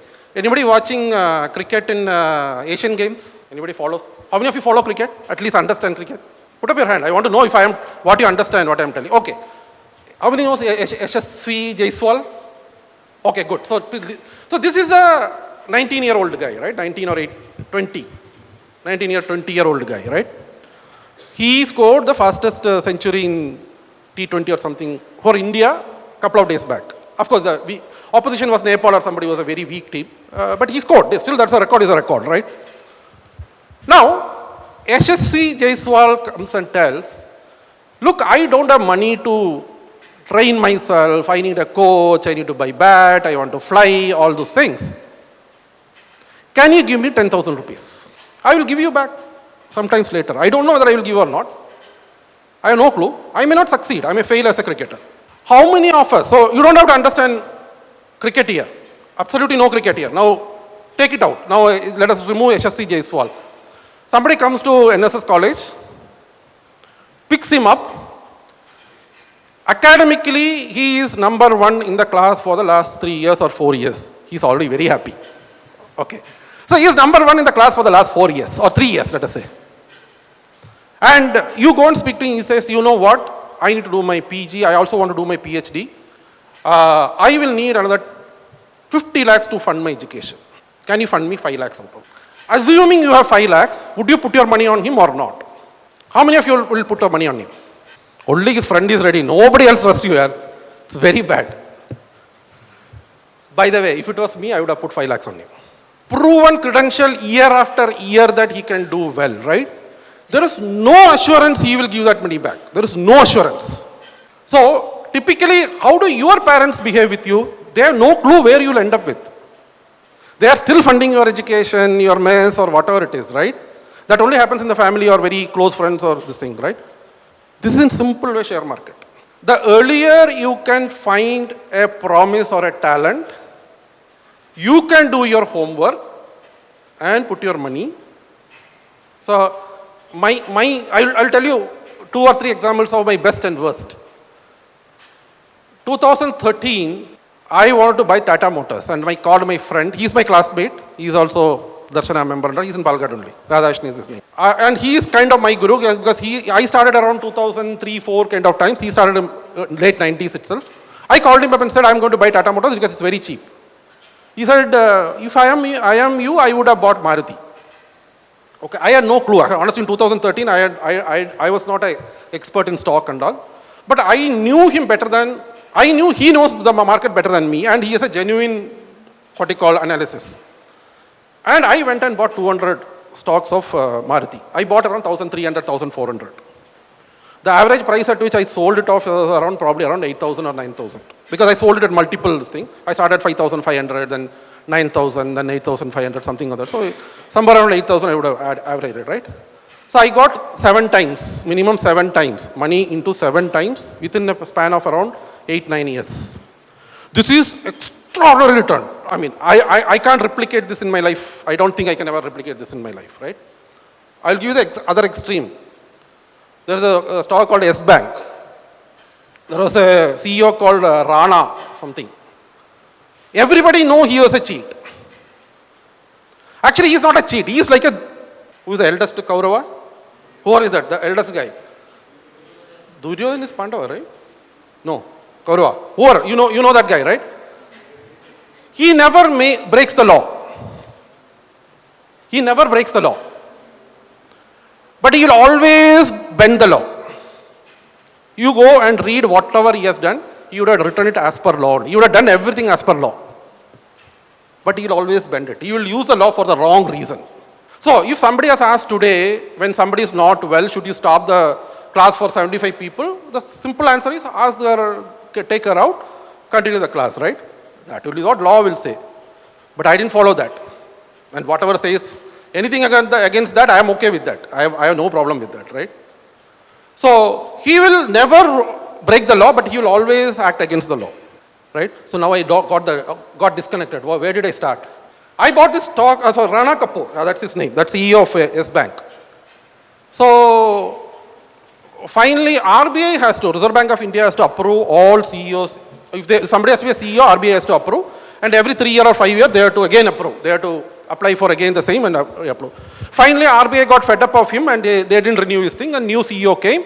He kind of was trying to bring the company back into this thing and all. And the stock which was costing 400 rupees fell to 100 rupees and I decided I will buy. That was the end of the story. It went to 3 rupee. So whatever I bought at 100, it went to 3 rupee. I still hold it because 3 rupee I sell, I don't get anything, right? But I gave you 2 extremes of the stories, right? 2 extremes. All the questions you asked, Unfortunately, we are all studying science. We have a black and white answer. If we get a problem, we have a formula, we apply that formula and we get an answer. 3.14569. Unfortunately, life is not that way. If I want to go back and say, Warren Buffett's master or teacher or trainer, whatever you want to call it, his name is Graham Bell. He is a guy who brought in a formalized way of how should you invest in stock market, how should you make money, all those things, right? And at that time, including Warren Buffett, he had around 7-8 students. And at one point of time, I don't know when, at one point of time, after a few years, all 7 or 8 went in their own direction. None of them continued with Graham Bell. It's nothing to do with fight and all. They said, I can run my own business. They run their own way. All of them made tons of money. All of them separately made tons of money. Nobody copied each other, right? Not a single person copied the other person. So, unlike science, life is very different. Life always has multiple answers. That's good and bad both. Because when you see multiple answers, it's very difficult to figure out which is the right answer, right? It doesn't matter. It just doesn't matter. You find an answer, you work on it, you may be 10 steps ahead or 5 steps behind, that's okay. You just start working on it. You look at any successful person in the world, and I know well about Infosys, right? 82 Infosys got formed. 89 they had a board meeting. It is actually in public forum. If you go and search, you will find. 89 there was a board meeting. Everybody decided to sell off Infosys because Infosys is not doing well. There was some buyer who was told, I will give you some $1 million or something. So there were 7 founder members. All of them sat together. 6 of them told, let us sell it off. We are not making any money. So Narayan Murthy said, no, I don't want to sell. I will buy all your shares. See, the way it works is like earlier I told you, right? HSC Jaiswal's example. So when you start a company, somebody will put money. So these guys put $250 at that time. Probably it was around 10,000 rupees or something. All of them pooled together. They kept their wife's gold in bank and all, and they took some 10,000 rupees, and that's how they started. When you start a company, you will say there are so many shares, and this much percentage belongs to each one of us. So if there were 7, simplicity, divide 100 by 7, each one of them would have got some 14% or something of that sort. Right? That's the simple way to do. That's not the reality. That would have been different, and I don't know the number. But that's a simple way to do. Now, all of them wanted to sell. If it is $1 million, Narayan Murthy said, anyway, I don't have to spend for my share, 14% I don't want. The remaining 86% I will buy, and I will pay that $860,000 or what? 86% of 1 million I will pay you, right? So one good thing I have seen with this founder member of Infosys is they trust in Narayan Murthy like a god, right? Because he said, they said, we will stick with you, we will continue what you want. And today you will know what the story is. One decision on that 1989 could have changed the story completely. We are talking about this story because it has a good ending to it, right? There will be thousands and thousands of such cases where people would have sold it off. And we don't hear that story at all because people have sold it off. This is a classical way to lose money in stock market. I bought my, coincidentally when I was in Infosys gave me a small amount of stock, so I started buying at 2002 or something. Even today I hold it, right? And if I look at mathematically, I get more than 25% annualized. You get 7% for your fixed deposit. You get 9%, you are an extraordinary investor. 9% if you can get in India, year after year after year after year, right? Every year 9%, you are an extraordinary investor. My money in Infosys has grown more than 25% year after year after year. Now only worry is why didn't I put more? I have put less is my worry today, right? There is no right answer, honestly. I can tell I am very smart or I am very dumb based on I bought Infosys or I bought S-Bank. I can be saying, I am the smartest guy in this room because I bought Infosys. I am the dumbest guy in this room because I bought S-Bank. But life is a sum of these things. It's not about how much I mark in one question which I am expert in one exam. No. Life is always a sum of how much you got overall. That's where life will start. Even if you go to a competitive exam, GMAT, GRE, wherever you write, there are various sections. And they will say each section you have to qualify minimum this much. That's extremely important in life. So for example, I am telling, today I am extremely fit, but my right hand will not work. So I'm handicapped a big time. I can still live my life. It's not that I will die and all. I can still live my life. But I am, among the 75 people in this room, I will be the most, what you call, from a physical perspective, I will be the least successful guy. Only physically if you compare, right? So you need to have a bare minimum in most of the things. That you can't help. Bare minimum is common sense. You don't have to come to engineering college for that. Any bare minimum we talk, it's common sense. Nothing more than that. And I find it missing almost everywhere, wherever I go. Right? So, finance, when I say finance, as I said, 9% making is the most important, easiest thing in India also. If you actually blindly go and put it in, there's something called Nifty 50 in India, which is the top 50 stocks in India. There is a certain weightage, percentage and all to that, that some SBI or ICICI will all decide. You don't have to worry anything. You just keep putting money on that. Last 40 years, it has given more than 11, 12, 13%. That's all. Right? But the problem here is, in 2020, when COVID hit, my 26 years of saving shrank by 25%. I'm a heavy stock investor, so more than 70% of money always lies in stock. In COVID, stock fell by more than 40%. So 44 into 0.7 is 28%. Since I didn't have non-stock a little bit, my overall loss was around 25%. There is a simple saying again, Warren Buffett says, when others are greedy, be fearful. When others are fearful, be greedy. It's very nice to hear. It will be very good until you see your 100 rupee become 95, 90, 70, 60, 50, then you will also become fearful. Because you don't know when it is going to stop. Every day it is going down, right? So I said I am a Warren Buffett fan. I will start buying when others are selling and all. I started buying when COVID happened and all. After my 5th or 6th buy, I also got panicked. Only right thing I did is I didn't sell. I also got panicked. See, imagine 26, I was already 50 at that time, and I lost 25% of money. Assume in another 2 months I lost another 25%. I had to work till 60. There is no other way I can come out of it, right? So it was in a very, very, very dangerous, no, not dangerous, very, very anxious situation. But then, because I knew how this will work, this is like becoming a first-time parent, and you will all experience in few years ahead. When you become first-time parent, it's nightmare, honestly. It's nightmare. One, that kid will do whatever he or she wants. You get no control. On top of that, either your parents or your spouse parents will come and give you a lot of advice. When we took her from here to down, there was at least 7 doctors among us. Somebody saying it's all okay. Somebody saying drink water. Somebody rubbing here, all those things. I request none of us are doctors. Let us take her to a doctor and let them tell, right? We are all experts in everything. Whatever is there, we are all experts. Right? So when these things happen, lot of bad advice will come. And all bad advice will invariably take you down only. Right? So again, to last answer 2 years, stock market people survive who can survive the worst time. And if you are ready for the worst time, you will make a lot of money. This is like test cricket. I mean, if you don't know test cricket, that's a 5-day game. And during my time when Sunil Gavaskar and all used to play, the commentators used to say only one sentence saying, the longer you stay in the pitch, that's good enough. You don't have to hit 6s and 4s and that and all. The longer you stay, bowler will get bored, he will bowl a short pitch, he will bowl a full toss, he will bowl a whatever it is. You can score in that ball. You have enough time in your life. You guys have, anybody knows what is your life expectancy? Life expectancy is at the age we are supposed to, average age which we are supposed to die.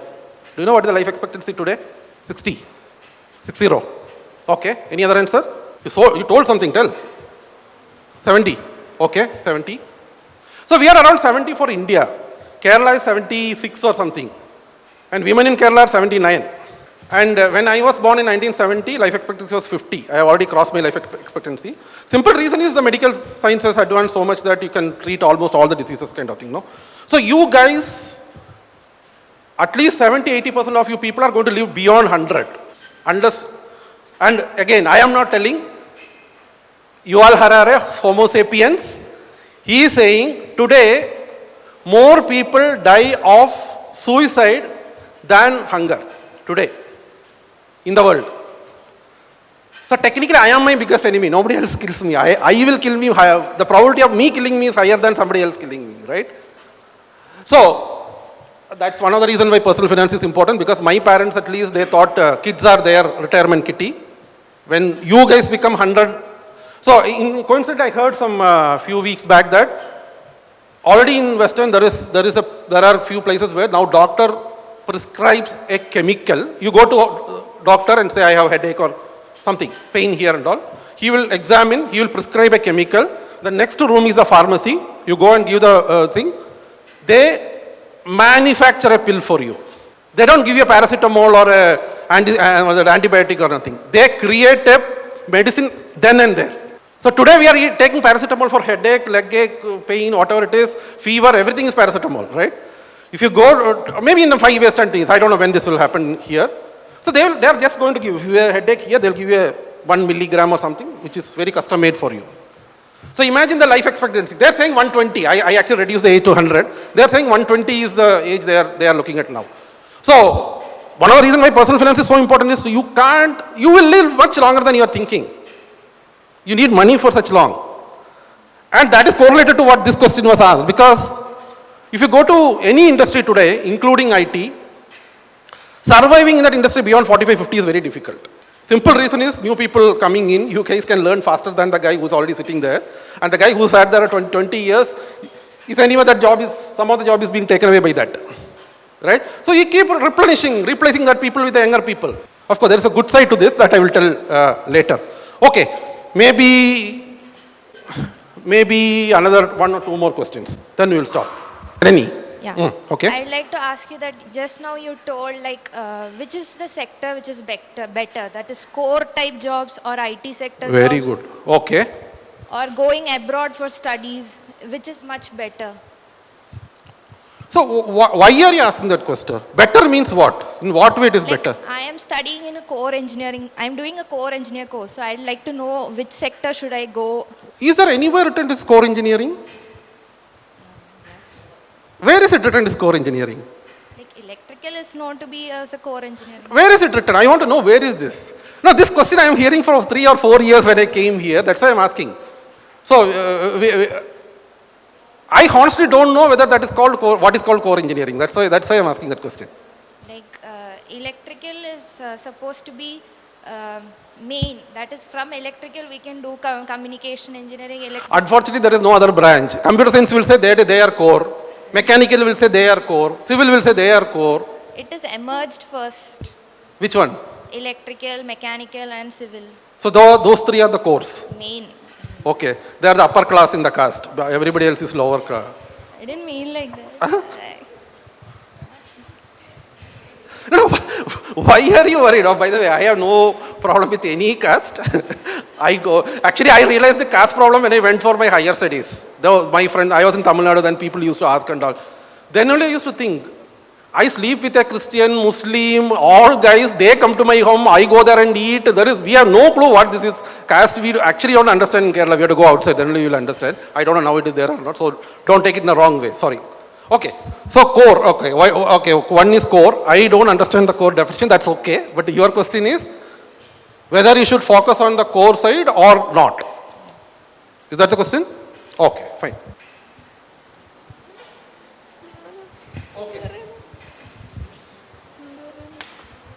Okay, we'll take one more. Hi, sir. Yeah. My name is Harita. Harita, okay. And എൻ്റെ question ഇതാണ്, ഇപ്പോൾ കുറേ engineering colleges നമ്മുടെ ചുറ്റുമുണ്ട്. അവിടെ നിന്ന് ഒരുപാട് ഗ്രാജുവേറ്റ്സും പുറത്തു വരുന്നുണ്ട്. പക്ഷെ അതിൽ നിന്ന് വളരെ കുറച്ച് പേരെ ഈ സ്റ്റാർട്ടപ്പ് കമ്പനീസൊക്കെ തുടങ്ങുന്നുള്ളൂ. അതെന്തുകൊണ്ടാണ് അതിൻ്റെ എണ്ണം കുറയുന്നത്? ഇത്രയും ഗ്രാജുവേറ്റ്സ് പുറത്തു വരുന്നുണ്ട്, പക്ഷെ വളരെ കുറവേ ഉണ്ടാവുന്നുള്ളൂ. അതിൻ്റെ റീസൺ വളരെ കുറവ് എന്തുണ്ടാവുന്നു? സ്റ്റാർട്ടപ്പ് കമ്പനീസ് തുടങ്ങുന്നത് കുറച്ച് പേരാ. ഇത്രയും എഞ്ചിനീയേഴ്സ് ഉണ്ട്, പലരും ജോബ്ലെസ് ആണ്. സ്റ്റാർട്ടപ്പ് കമ്പനീസ് ആണോ എഞ്ചിനീയറിംഗിനെ പഠിക്കാൻ വേണ്ടി പറഞ്ഞത്? അല്ലല്ലോ. അല്ല സർ. പിന്നെ എന്തിനാ അവര് കുറ്റം പറയുന്നത്?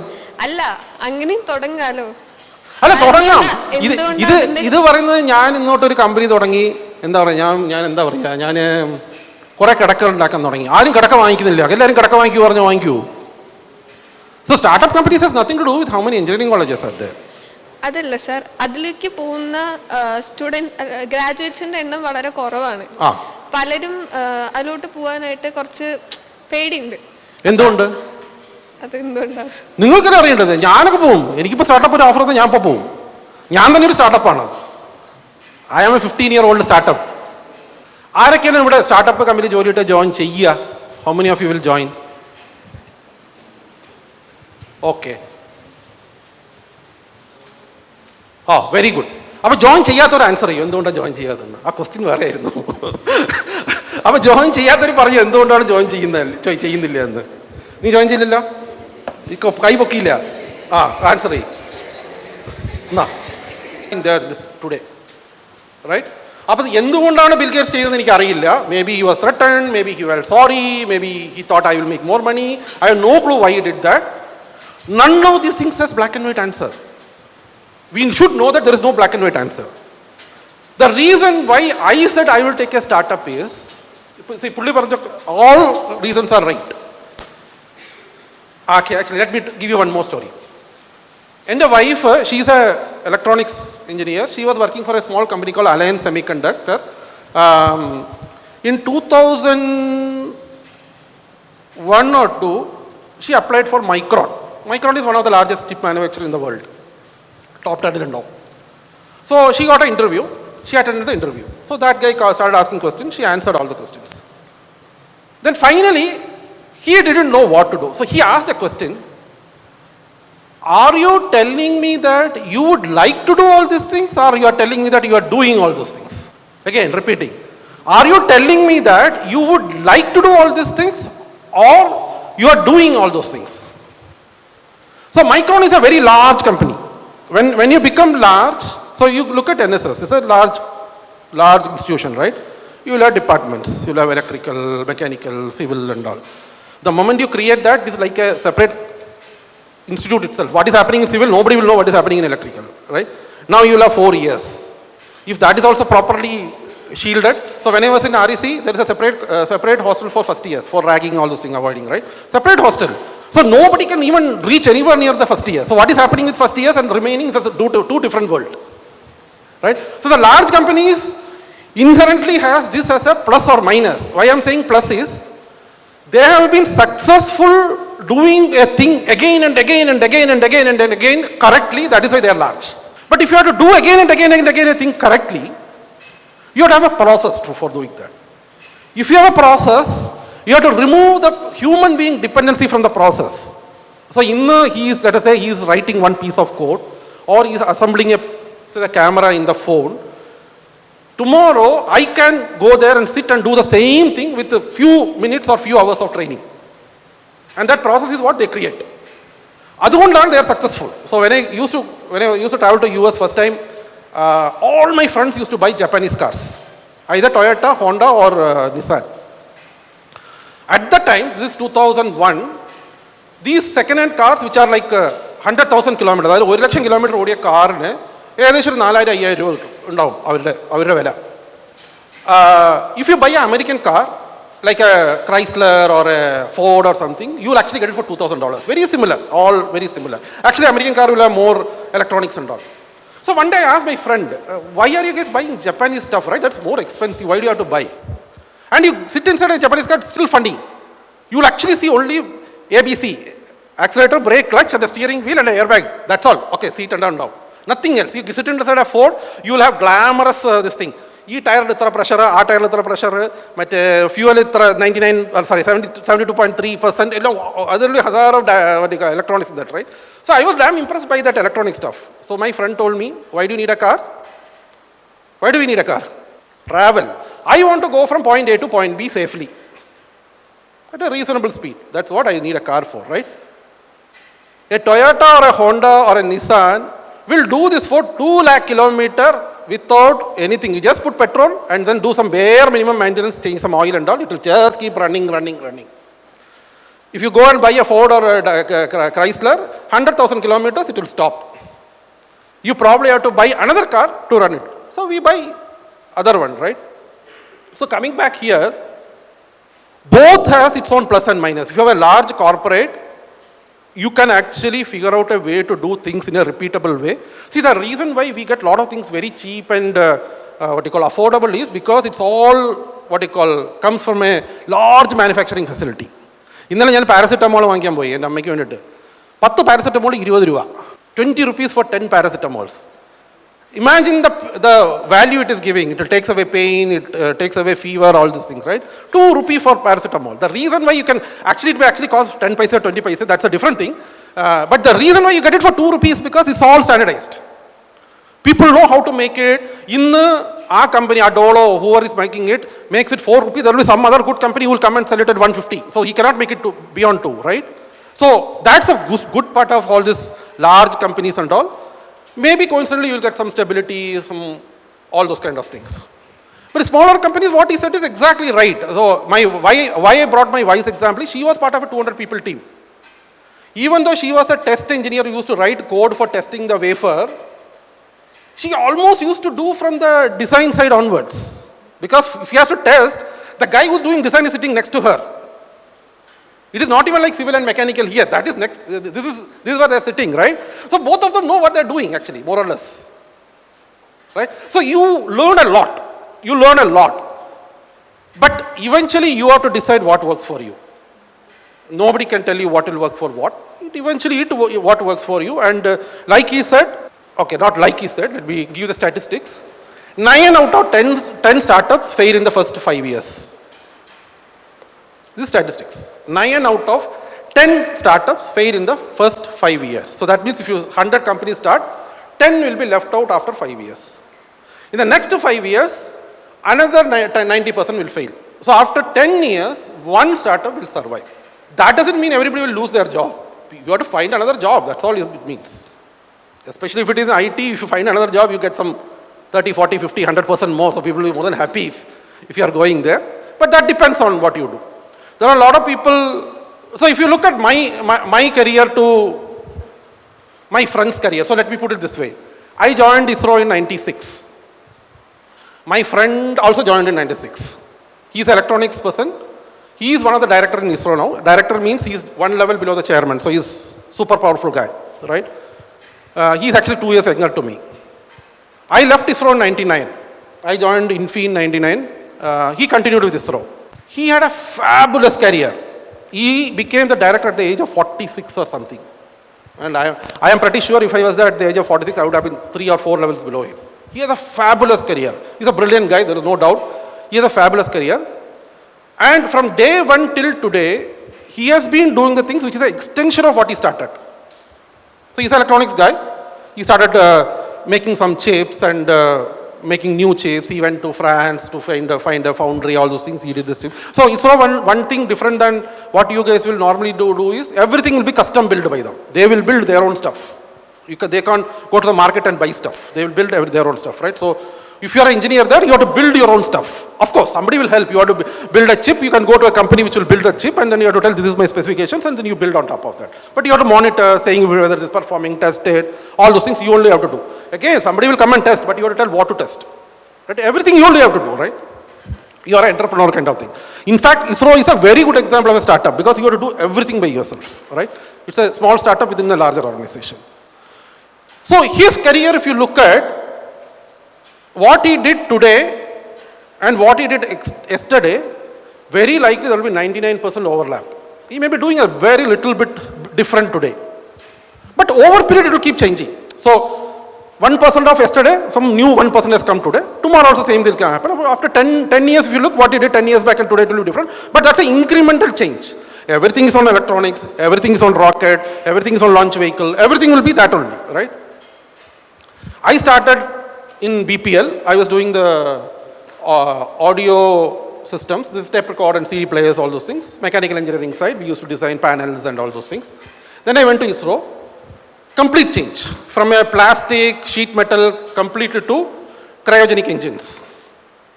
Right? And just to give you the complexity of that, forget engines, all those things.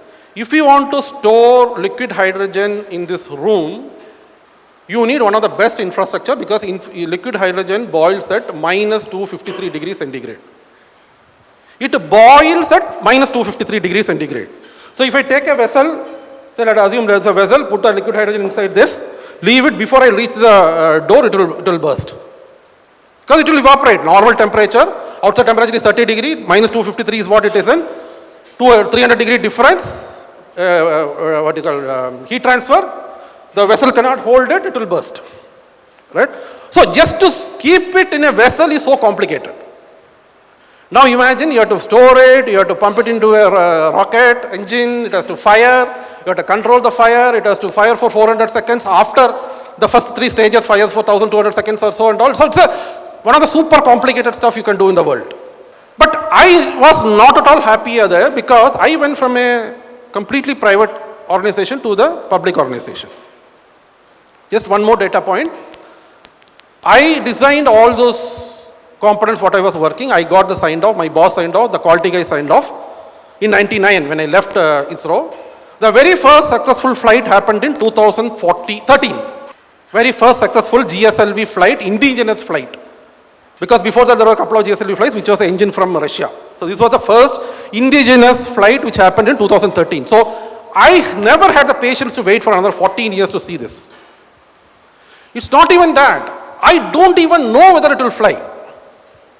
I had my seniors who were part of DRDO who later moved on to ISRO said that they were in some missile program. They worked for a few years, 5-7 years or so. They tested, failed. So government said, okay, you try again. They tried another 2 or 3 years, tested, failed. Then some good, nice government guy said, continue. After 1 or 2 years, they tested, third time it failed. Everybody gave up. Now it's all government employees, you cannot fire. So I used to say every day we used to come to office, we all have office, we will come, sit, we have tables, we don't know what to do. Days went on, years went on. Then finally some smart guy said, similar work is getting done in ISRO, please you guys go there. So they transferred them to ISRO and then they continued, right? So if you are in an R&D kind of facility, it's super uncertain. If you actually make something successful, it is very lucky. My boss went to USSR for technology transfer in cryogenic in 1994. He retired in 2010 and he also didn't see his first flight. He went at the age of 44 for technology transfer, he retired at 60. 2013 was the first flight, right? So each job is very different. It's not the way you will see from here. It will not matter for you in the first 3, 4, 5 years because anything new, it's a honeymoon period. You will probably enjoy unless the boss is very bad or something of that sort. You generally will enjoy whatever is given to you, right? But then look at these two careers, right? My friend's career is the same thing which is an extension for last, so 96 to till today, 27 years or so. So when I joined Infield, luckily I joined they have a mechanical group and I don't know how many of you know, today if you look at the aircraft flying in the world, both Airbus and Boeing, all the aircrafts, most of their structures is what you see outside, the body and wings and all those things. See? Most of those things would have been is designed by either TCS or Infosys or HCL or there are a couple of more IT companies in India. They have done this design. I personally have done more than 10 of these things, right? It's not that I have done completely, but I have been part of doing some bits and pieces of this, right? So I kind of exited that around 2007. I came out of engineering completely. I moved into something what people call business operations. How do you run an efficient organization? See, when the organizations become bigger, right, it is very complicated to... So it's complicated because a lot of people will ask for money, a lot of people will spend the money, a lot of people will earn money. But you will never know where to spend, right? Imagine a family, there are 10 kids. You have only limited money, right? Some kids will do well in education, some kids will do well in sports, somebody will do well in arts and all. So as a parent, you have to balance that. Otherwise you say somebody is always number 1 in the class, you pay all the guy's fee, the other kids will die. Even not die, they will end up in a bad situation, right? So as an organization, you have to run that. How do you spend your money? How do you efficiently manage? I did that for around 4 or 5 years. Then I completely moved into products, IT products. I did it for almost 8-9 years, right? So if you ask my life, first 6 years was purely only mechanical. Next 6-7 years was mechanical plus software. Then another 3-4 years was completely business. Then another 10 years was completely IT-based software. Products rather, not software, products you can call it, right? So it's your choice. How do you want to take it? It's your choice. Nobody forced me to do that. I could have continued in the mechanical engineering field like that only. Nobody would have told me to get out of it. I felt this is something new, it excites me, it probably will give me more value, whatever it is. So that's the reason I moved it. Right? So you can, there is plethora of options available. There is huge number of options available. You choose what you want. There is nothing called, again, don't ever look for a black and white answer. If anybody is giving you a black and white answer, either that guy doesn't know anything or he is trying to misguide you. Let me be very simple in this. I told you the story of KKP, my professor earlier, right? End of the meeting, he told, you decide. And I came out very disappointed after that meeting. I realized many years later, what he did was precious. I mean, the reason I'm talking to you after 31 years about that story, 32 years after that story is, because it was so enriching for me in my whole life. He had taught me two semesters. I don't remember also whatever he taught. I only remember that 2 hour or 1 hour meeting I had with him after the exams were over, right? It was so what you call life-changing for me. Right? So best thing he did was, he didn't give me a black and white answer. Don't go and ask for a black and white answer. If you are asking for a black and white answer, you are not done your homework. You are not done your homework. You do your homework. Always try to do your homework. It is very tough. Initially, you will find it almost impossible. So in IT, there is a good concept. You go to your boss, no? You tell, what should I do? One is your boss is also not that experienced. Your boss may be 1 year, 2 year, 3 year experience, and he or she also doesn't have any clue what to do. But they can't tell you that, no, I don't know. So normally what they will ask is, what will you do? Right? But that's beautiful, because when you get a problem, you always try to solve the problem to your best of abilities first. Then you will get a 3, or you will narrow down. There are, say, every problem has 1 billion solutions. When you go to your boss, you go with only 3 or 4 solutions. See, I found 4 solutions. This is good with this is bad with this. This is good with this is bad with this. This is good with this is bad with this. I think we should take 4 because of this. I'll give you a very simple real life. 2002, I was doing a project for a customer called Fuso, F-U-S-O. They are the second largest truck manufacturers in Japan. They had all their drawings in a proprietary system. They want to migrate that. Okay, this is all IT stuff. So they want to migrate. So for example, you have all the drawings in AutoCAD. Have you heard of AutoCAD? It's a simple 2D based stuff, right? Similar to that, they have their own. They want to migrate into a next version of, glorious version of AutoCAD. That's what they wanted. So they came to me, and my sales guy, so the way it works is, I am the production guy, means I am the real guy who does the work. And there's a sales guy who will go and talk to the client and give the proposal, and the client will give a purchase order saying, I will pay you this much dollar, you do the project. So my sales guy called me and said, client has $250,000, that is $250,000. At that time, $250,000 is huge even in IT. So I said, okay, I made a proposal. I figured out that we have to use mainframe for this work. There is no other way you can do that, because that software is written in mainframe. So generally when you do pricing in a services based model, that is TCS Infosys mostly are services. What is per hour or something? You do something, okay, I want to have this thing. So I will call Satyat and say, I will give you X rupees today, you come and do this service, right? That is a service oriented model, right? So I will build a software for you, I will customize a software for you, that is services. But if you go to a Microsoft or to a Google or somebody, they will create a product. Google search engine is a product. Microsoft Office is a product, Microsoft Windows is a product, right? So we do more services. So when you do services, mostly it will say, per hour I will charge you this much. That's a simple way to do service charging. So in my proposal I wrote, I will charge you $25 per hour, which is a decent money. And I also told him, I will charge you $100 for the hardware. I had done that homework saying that in India at the time, there is only TCS and Infosys who had mainframe in their campus itself. So if this Fuso customer wants to get this job done anywhere in India, there are only 2 customers. I know that very well. I also went to IBM and asked them, can I hire a mainframe? That guy said, yeah, it's possible in US, but they charge around $200 to $250 per hour. So I said, I will only charge you $100. Pay me that. So my sales guy came back very hard. He said, no way we are doing this. So the way pricing is done in all companies there are something which is common. For example, HR, right? Company has to pay salary for the HR, right? So what they will do is, all HR they will add, say there are in Infosys like in a 1,000 HR, they will add all their salaries and they will divide by number of people who are in production, like us.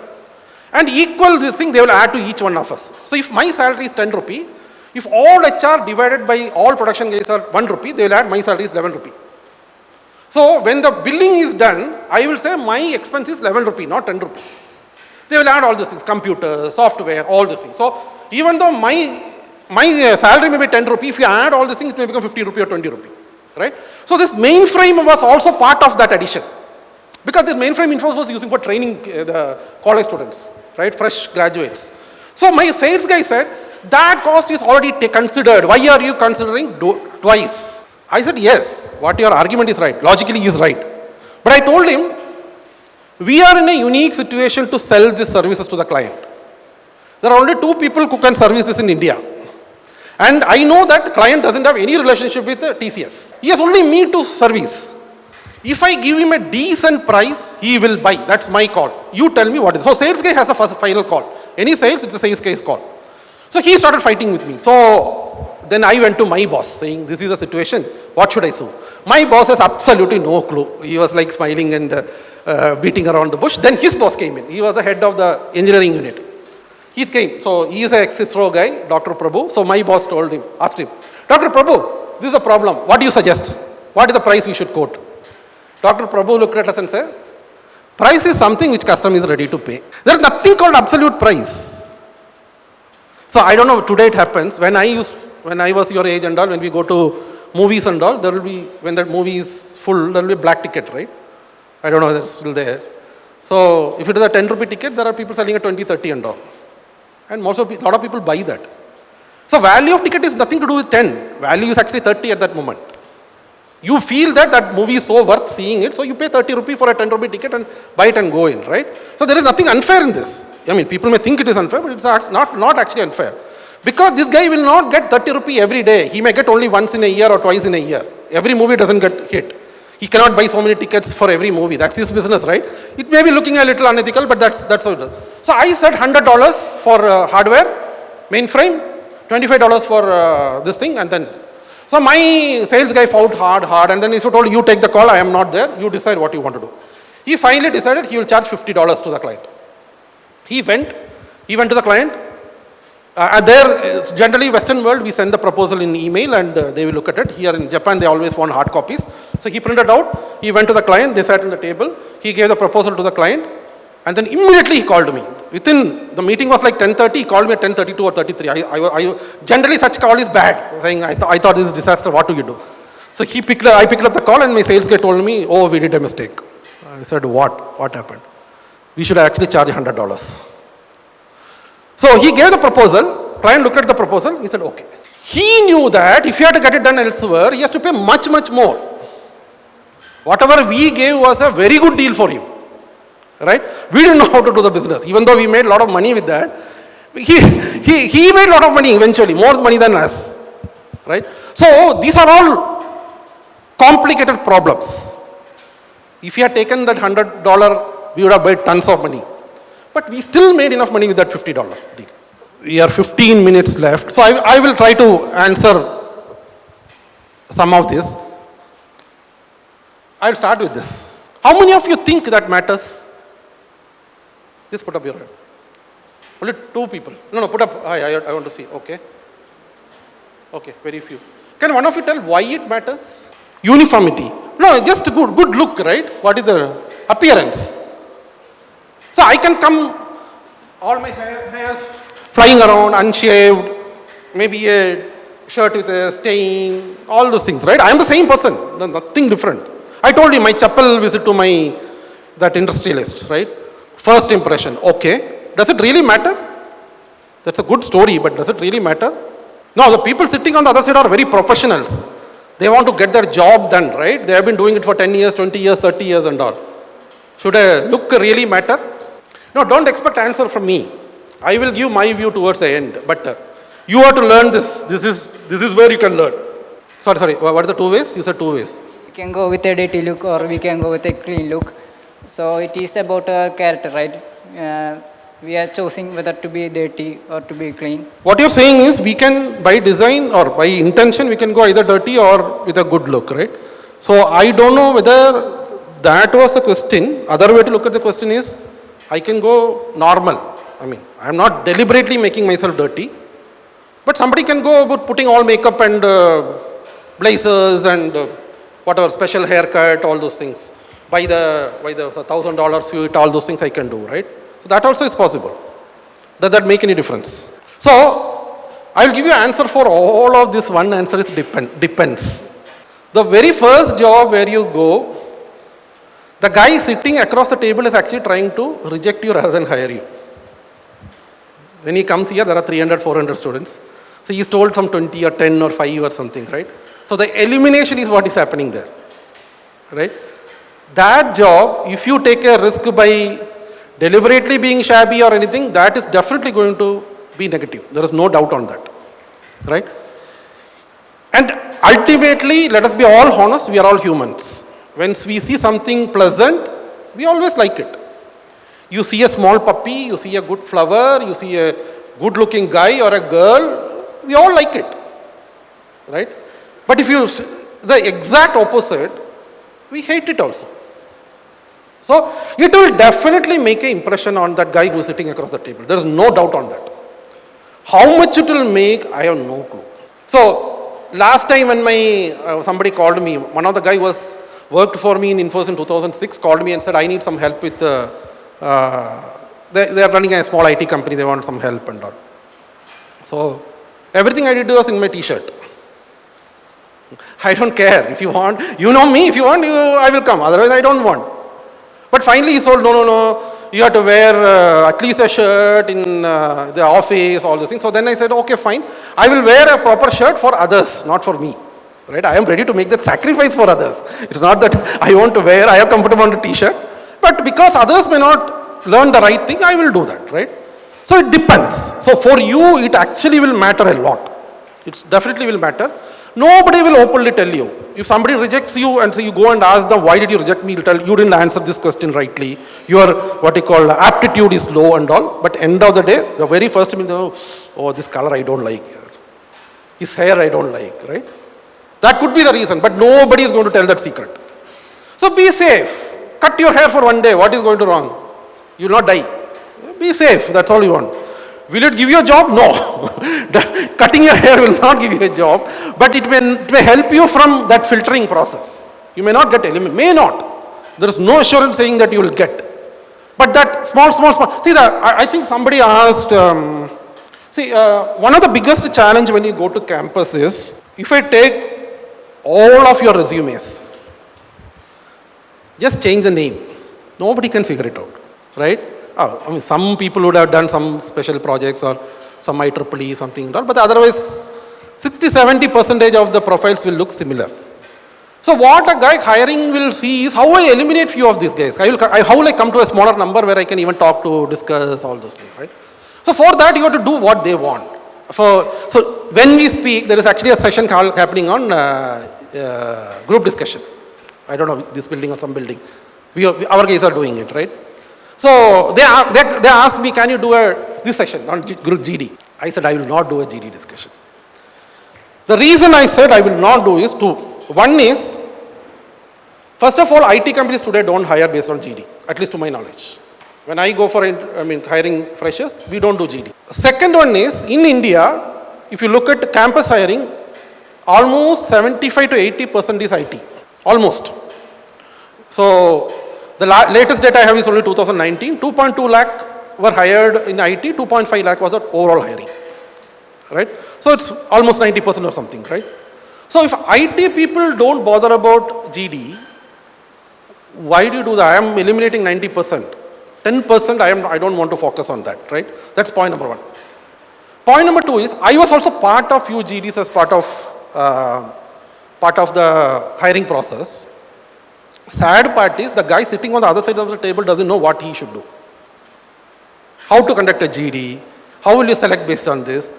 That guy also has no clue. He will randomly say, okay, these 6 people came, I can allow 3, I will select that, this and this. Of course, if you have done something better talking, he will select that name, but there is no scientific way to measure. If you put the same 6 people in one more round, he may select another 3 people, right? So there is no science behind that. I can't teach that. How will I teach that? Right? If this is like flipping a coin today, first round I will select him, next time he comes, I will select him, I will reject him. That's not teachable. So I said, I can't do that. If you guys are good in that, go and teach. So they are a little bit experts in that, so they went and they are doing that session. The first few minutes what you enter, you need to control the discussion. If you allow the other person to control the discussion, you lost half the battle. That you have to be prepared. So use your others' weakness as your strength. Let me ask you one question. In this room, maybe 70, 60 are there or 50 are there. Can you tell me one thing which is unique about yourself? In 22, 21 years, you have not done anything unique, or 20 years? Why is it so difficult? You have answer? No. It does not have to be academic. It has nothing to do with academics. In Scouts in high school, and I went to an All India camp. Perfect. How many of you were in Scouts? Nobody, right? Okay.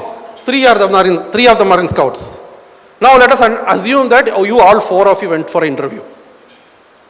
He started his introduction saying that I was in Scouts. All three of you didn't even talk about it. He is unique.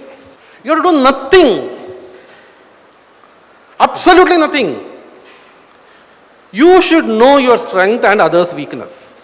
See, today I can thrash you guys in uniqueness just because of my age. Right? I can tell you, I have traveled to 15 countries in the world. I have crossed the border of one country to other underground. I have been issued wrong entry. They called I-94 in US. So when I entered, they normally put a date to exit. So they put a past date and gave me a entry, right? So I should have exited 1 month back. That's how they gave me this thing, right? So I can give you like 50, 100 thing where I am unique, but that doesn't matter because I have another 30 years or more experience, so I am new. But you have to find these small things. It will be very small. But you have to find it. That is how you have to sell yourself. Right? You definitely, see, we are all individuals. We all have our own different things in life. How do you build that into a good story? That matters. Right? If you listen to if you go back and if you can possibly listen to Nandan Nilekani, who is one of the founder member of Infosys, he did Aadhaar. I think some of you may know that. Aadhaar is Nandan Nilekani. Actually, nobody else, honestly. UPI, he has played a major part in that. Now there is something called, UPI is your Google Pays, all those kind of stuff, right? But not Google Pay. Google copied it from Beam. That was his BHIM, that government stuff. Now there is something called ONDC going on. Some of you may know. That is kind of a equivalent to Amazon or a Flipkart or whatever it is, where you can buy and sell anything. You can actually sell, today I will climb a coconut tree and put coconut. So somebody nearby wants, they can actually put that, saying I have 2 coconut trees, come and put, right? You can sell service, you can sell this thing. Unlike Amazon, if you are to sell a product today, it becomes piece by piece. So I want to sell, say, this phone. I can actually put in the Amazon, in ONDC that I want to sell this phone. So somebody from Trivandrum buys the phone. Within that time, somebody can tell, I will pick up the phone from NSS second floor here and take it to railway station. Somebody else can tell, I will take it from railway station, Palakkad railway station to Trivandrum railway station. Somebody else can tell, I will take it from Trivandrum railway station to that guy's home, right? And everybody can quote a time and a price. And whatever is the cheapest, the buyer will buy. So today all are dictated by either Amazon or Flipkart, right? This is going to be life changer in India. Reason is today, I have been telling my group, in my home and nearby home, there are very few coconut trees, 3, 4, 5 and all. All coconut just falls and gets wasted because the money you have to pay to put down the coconut and bring it to your home is more than if you sell that coconut. So there is nobody to put it down, there is nobody to sell it, etc. If you have this, it can be grouped. 10 trees can be together, one guy will come and pluck the coconut, and that will happen, right? So, everything can start from a very, very, very small thing. You should know how to tell that story. That's very important. You should say why I was part of a scout and what it helped me in my life. You go and reflect yourself. There is no answer today. If you do dot by dot, what she asked earlier, that Steve Jobs story I told, the talk is called Connecting the Dots. Steve Jobs joins Harvard for something. He dropped off. Then he joined a calligraphy class, that what is the writing stuff, right? He liked it, but he didn't know why he was doing it. He completed that. Then he said after many years, when he was doing Apple, the fonts they created, the calligraphy class he did in the university helped him to do that. So that is what he's saying, connecting the dots, right? He did something long back, years back, and when he did something today, that helped him today. So not doing anything is the worst thing. So that's the worst thing. Doing anything necessarily may not give you anything in return. But very likely it may give you some return after many, many years. Many years. A lot of things may not give you return, which is okay. Because if you do 1,000 things, even 10 things give you return, that will be huge. Imagine, one calligraphy has changed Steve Jobs' life. And he didn't know that when he was studying. And also, calligraphy is no rocket science. It's a small thing. Studying calligraphy, most of the people probably study calligraphy either because of passion or they didn't get admission to any other courses. Right? That could be the only reason people will study calligraphy, right? But that changed his life. Uniqueness, my personal view is all of us have uniqueness in us. We have to be a scientist to figure it out. Consciously search for it. You will not get an answer today. Ask the question tomorrow. You will not get an answer. Ask day after tomorrow. Every day keep asking that question. One day you will get an answer, but that's the wrong answer. You again keep asking. Eventually you will get a right answer. And until you get the right answer, you assume that the wrong answer is the right answer. Because you have to focus on something. Right? And this is what typically happens. What you said is exactly what happens in the final interviews we will have. We will look at some, of course, you need some common sense to enter any job, right? That is what people generally do, because when they do aptitude and attitude, all blah, blah, blah, that is common sense, nothing else. So, good or bad for you, a lot of people don't have common sense. So 70-80% will get eliminated there itself. So first thing is that you have to build your common sense, right? Common sense, when I say common sense, is look at real life and see what is happening in real life. Don't get, like I told you, the program will run, it will sort, but nobody knows what it has done. Don't look at life as writing a program. Always look from the other side. Who is going to use the program? I am doing something, who is a consumer of that? What is he or she looking for it? Then the answers will be very simple. You don't have to complicate things. This guys, by the way, this is an iPhone. You look at anything in this. Look at the camera. Look at the screen DPI. What else can I say? Look at the battery. There will be hundreds of phones which will be better than this, spec-wise. When these guys are 12 Mbps, there are 48 Mbps cameras. Some 540 DPS, there will be some 600, 700 DPS, right? Battery, every day I have to charge this. There are phones which will go for 2-3 days or even 1 week, right? But these guys make 95% of the profit in the world. Because they are good in what they say they are good in, that's all. Nothing else. They don't need a 48 Mbps camera to give a good quality picture. They write software for that. With a 12 Mbps camera, they write software and get a highest quality picture. That's all they will do. They don't come and boast saying that I have a 48 Mbps camera. The iPhone 15 I think has 48 Mbps. That is when the first 48 Mbps came 4 or 5 years back. Right? They took 5 years to sophisticate and make it better. Right? So whatever, one thing or two things, whatever you can do, find that one or two things and focus on that. So I hired 2 girls, as I said in the organization.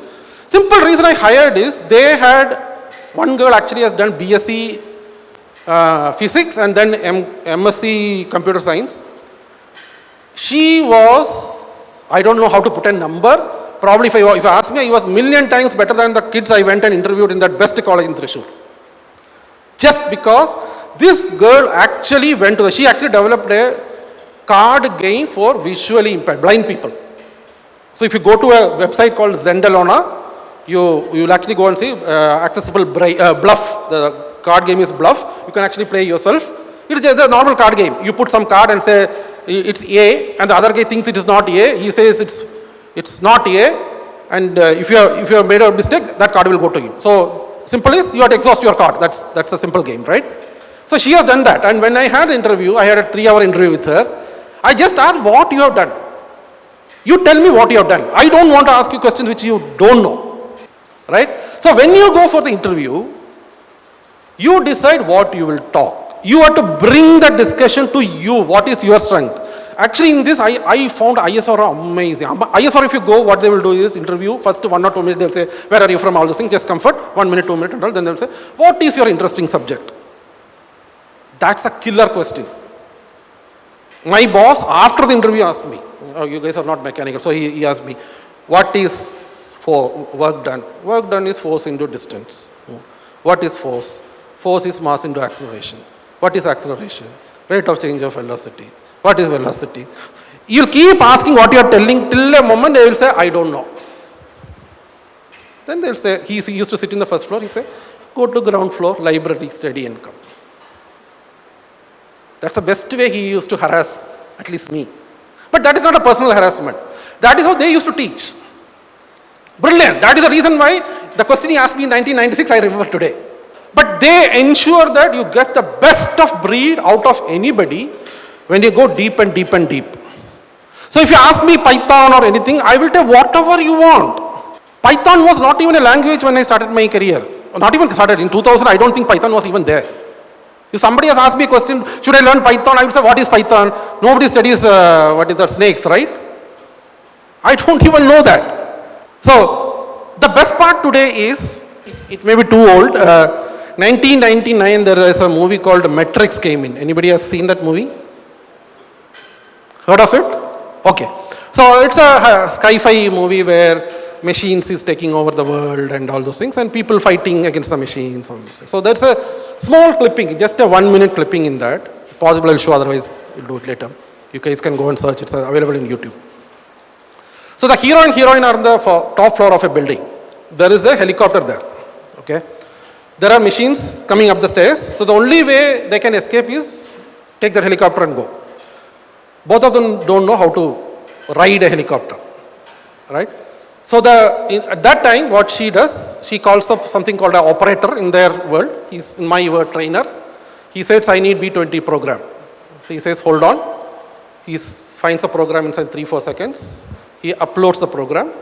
Within that 30 minutes skit, she says, let us go. She flies the helicopter, goes, right? So this is a pure sci-fi, right? But today's world is almost there. Why I'm saying that is, when I used to be in IT, say 20 years back, we want to be a Java guy, 10 years.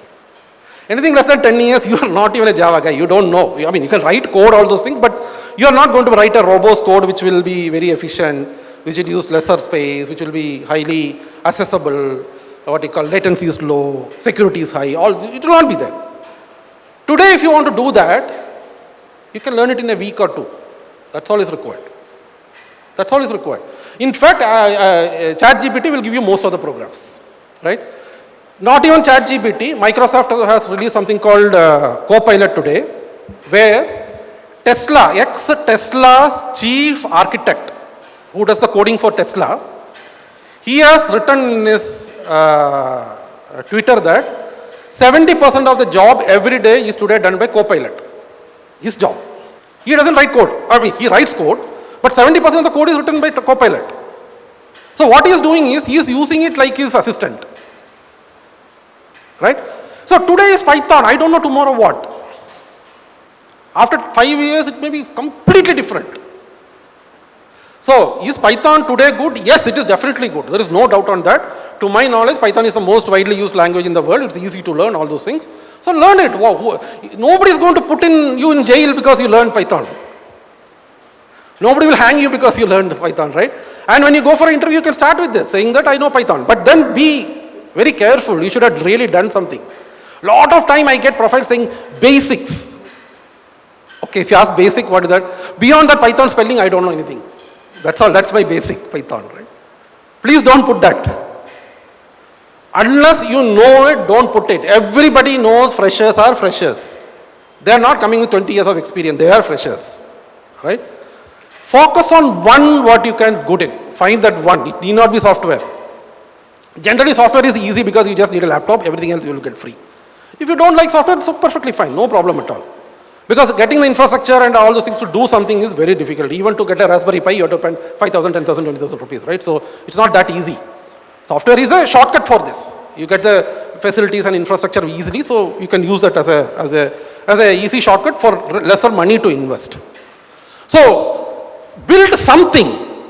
What is unique? I told you, it's in you. I cannot tell you what is unique in you. If I'm telling you, I'm 100% sure I'm wrong.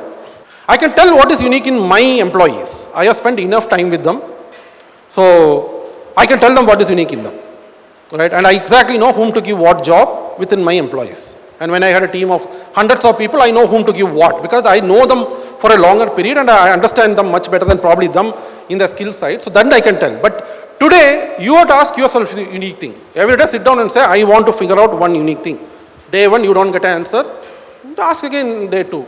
Spend 5 minutes or 10 minutes, ask same question. Fine. Ask ChatGPT what is unique in me. It will give you some answer. It may be a wrong answer, right? Or it may ask you some question, I don't know. Right? So, but that's very, very, very important. When you are sitting across the table in a discussion, if you are putting this, saying that this is what I have done in Python, in electrical, in something else, then you are not giving the other guy to talk something else. You are actually asking him or manipulating that guy to ask the question which you are good in. This is not bad way of doing. This is not mugging up and cheating and all. This is the right way of doing things. Right? I am good in this. Ask me questions in this. And I have genuinely done this. I can answer better than most of the people. Salary, see, I can't answer salary because of many reasons. One is, salary is individual's choice again. So you go to a reasonably large IT organizations, you will get 4 lakhs, 5 lakhs, 6 lakhs and all. And that also they have very clearly defined 2 categories now. I think, I don't know whether I told you, there is something called power programmers, which they pay 6, 7 lakhs, and normal hiring 4 lakhs or something of that sort, right?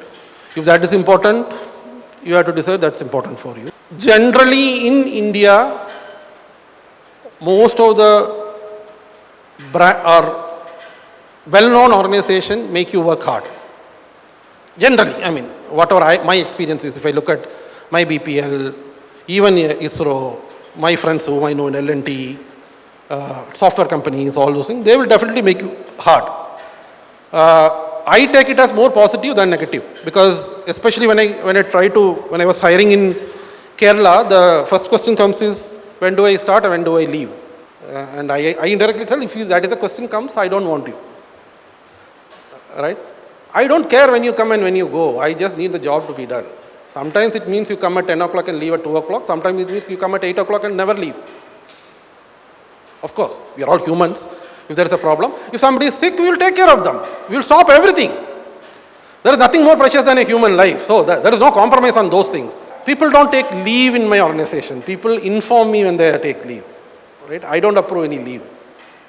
Right? People have to be mature enough to make those decisions. If I need to take a leave tomorrow, what is that work to be done that day? If that can be done day after tomorrow, it's fine. If that has to be done tomorrow itself, I will do it today. Or I will find somebody else who will do it at that time. That's all. Why should you not take a leave? Right? But again, these are all depends on the organization, the managers, all these things. No, nothing is black and white again. There are people who will tell, I will not give you a leave. There are people, my age guys who are in Gulf, they will say, I don't get leave to come to home, right? 50 plus years, I feel funny when they tell that. So, but anyway, so the reality is you will see both sides.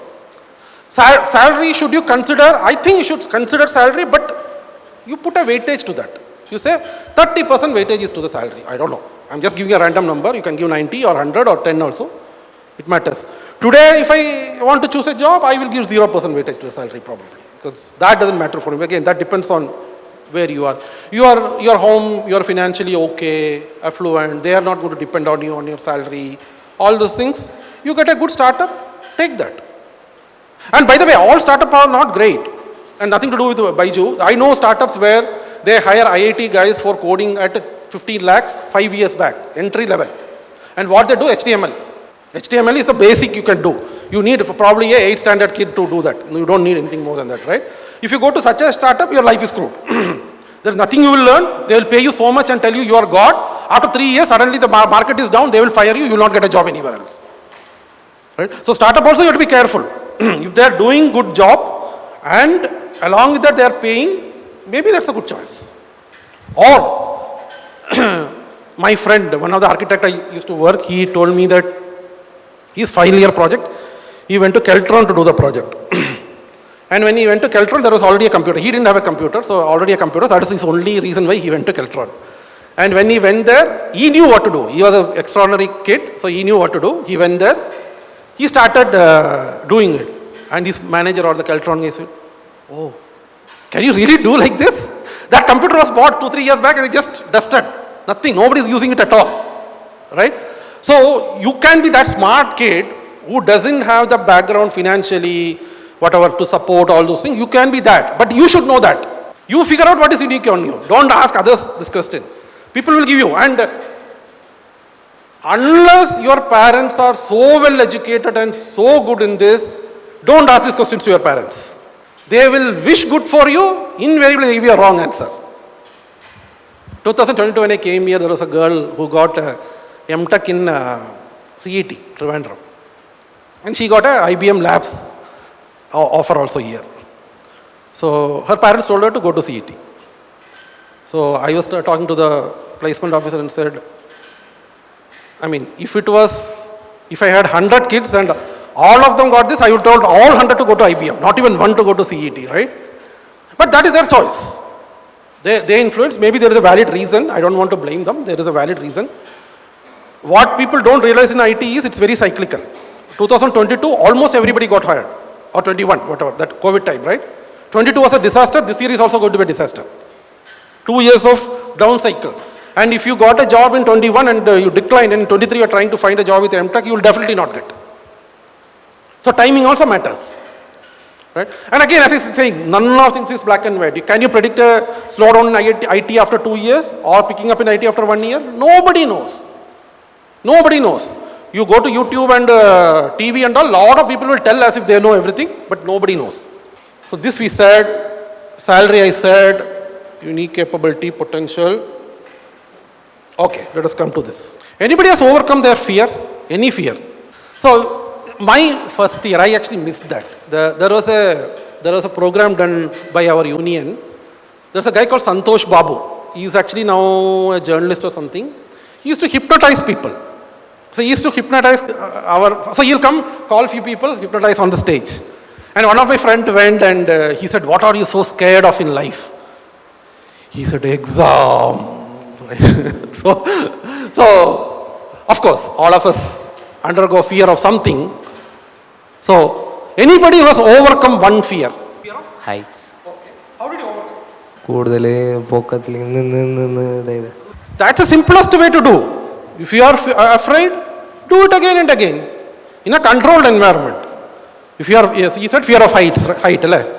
So if you are afraid of height, you don't go to 100-story floor on the day one. You go to the first floor, spend few days. Go to the second floor, spend few days. Third floor, spend few days. See, none of these things has a magic pill where you can eat that pill and that will go away. It is not going to happen. As I said, you don't have to solve all problems also. If you are afraid of something, it's not mandatory that you have to solve that, unless it's important for you. For example, I am scared of darkness. I am scared of darkness. What should I do? I can just avoid darkness, that's all. Simple solution. I don't have to overcome that fear. I just don't have to overcome that fear. That you have to decide.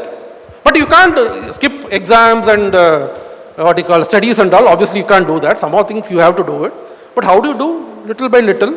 And I still have enough fears. Tons and tons of fears. We all live with fear. But do little by little.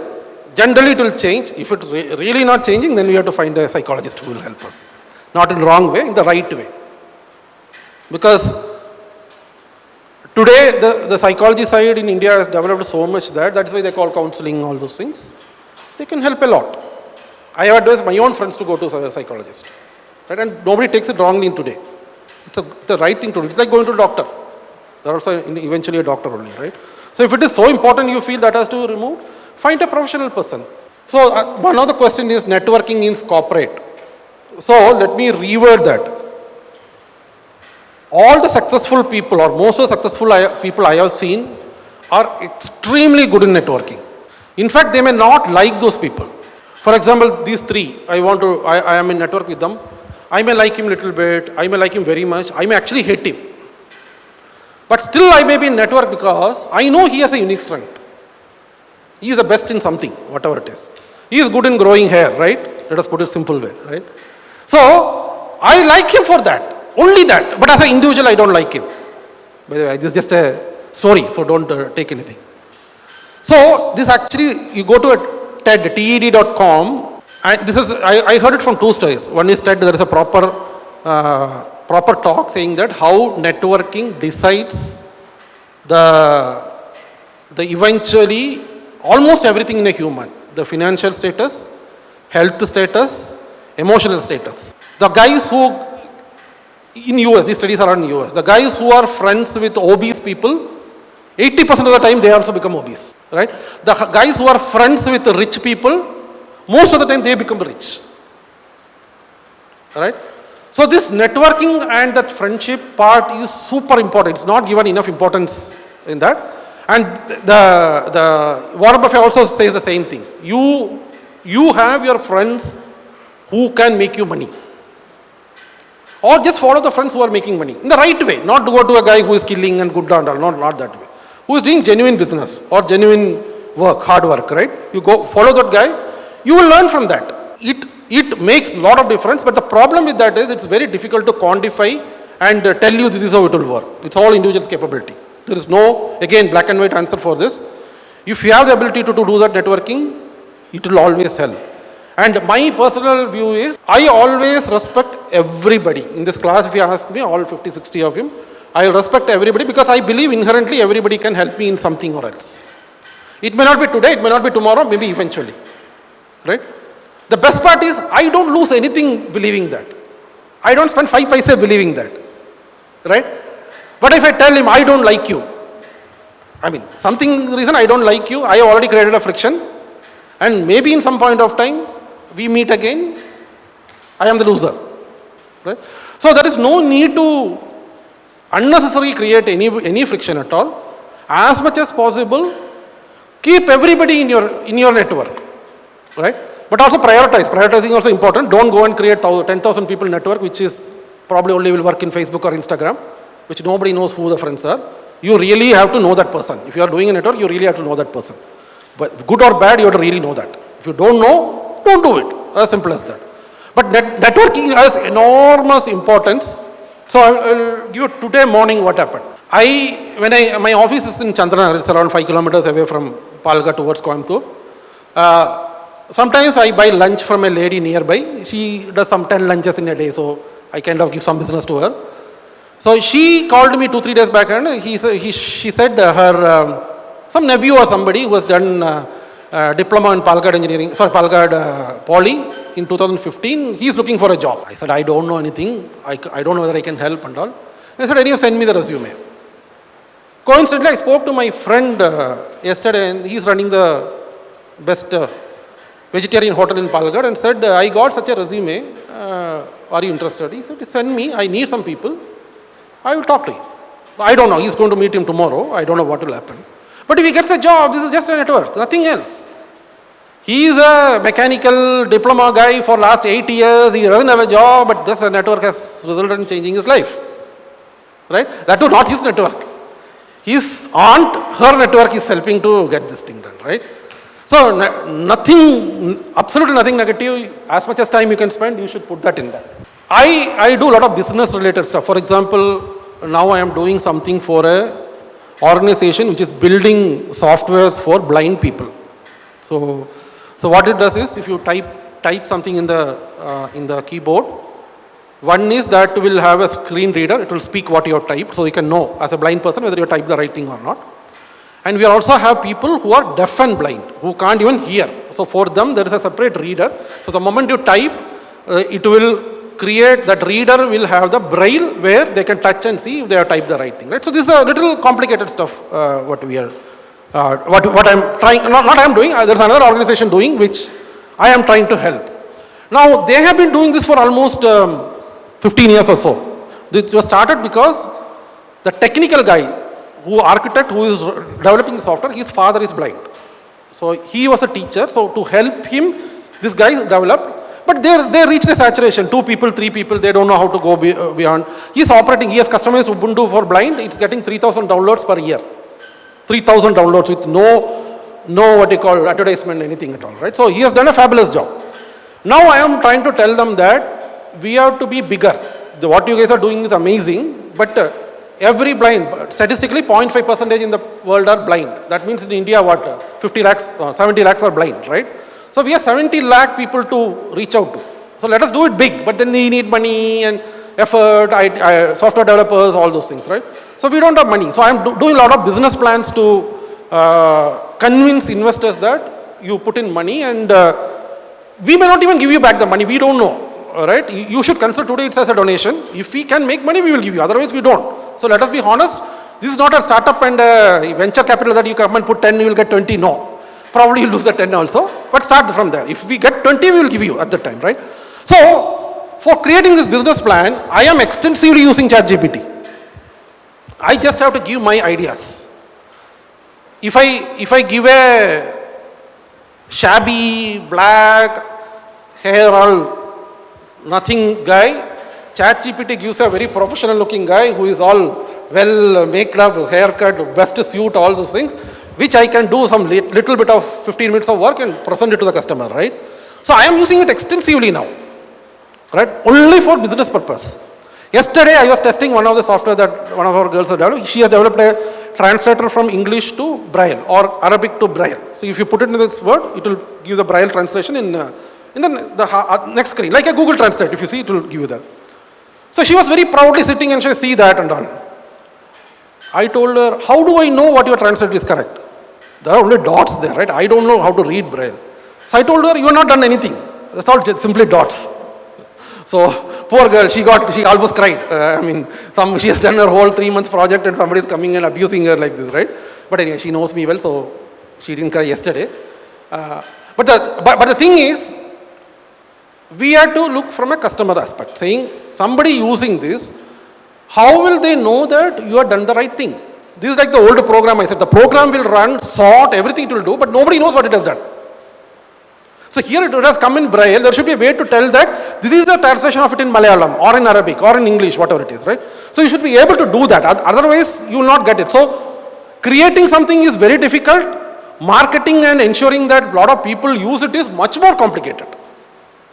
So that job is what is going on. So will AI ChatGPT help? Absolutely it will help. How it will help, I have no clue. Till December 2022, nobody knew there is a ChatGPT. Today, a lot of people, including me, are using it, right? And I am using it for good reasons. I am not copying anything. I am not trying to shortcut anything. I am using for good reasons. Like I said, Tesla's chief architect using 70% of his time in Copilot. Copilot is actually a breakaway from ChatGPT. ChatGPT is done by, what is his name? Alterman or whatever it is. Microsoft is co-developing, so Microsoft has taken that same code and they customize it for their needs, right? So it's almost the same thing. So will this play a major role? Yes, of course. But how it will play, don't ask me. I also don't have that answer. This, if in any job, it's super important. No doubt about that. Communication is super important, especially when you are in a job like IT. 40% of your job is only communicating. You will go and figure out what is the requirement, you will write it down, you will send it back, they will say this is wrong. See, it's very easy to tell a 2-bedroom apartment. I can actually imagine, there are 2-bedroom, bathroom, kitchen, whatever it is, right? But in software you say, I want to develop a portal for NSS College of Engineering. All 60 of us in this here room will be thinking different things. So the only way we can agree to a reasonable consensus is through communication. And it's very important. You look at the people who have been successful in the world, you go to any CEO, any politician, anybody you see is successful, 99% of them will be very good communicators, right? Does that mean other way around? If I can't communicate well, is it a disaster? No. Absolutely no. Only thing is, you know your strength and play accordingly. You play the back end work. When you see a movie, you only see the the actors, right? There is a director, there is a sound engineer, editor, there are a lot of people there. If you are not a good actor, be aware of that. Choose something which doesn't need that much skill. See, end of the day, you need communication. Wherever you are going, you need communication.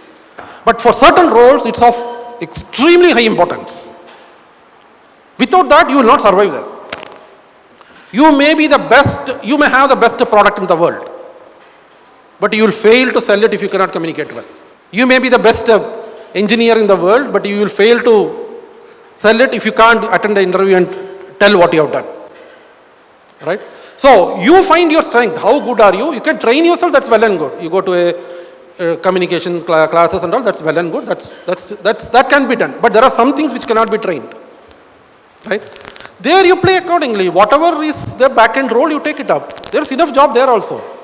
Front-end jobs are very, very little actually. Whatever you see, if you look at a movie, if the actors are 10, probably 500 people or 1,000 people would have worked in that movie to come out, right?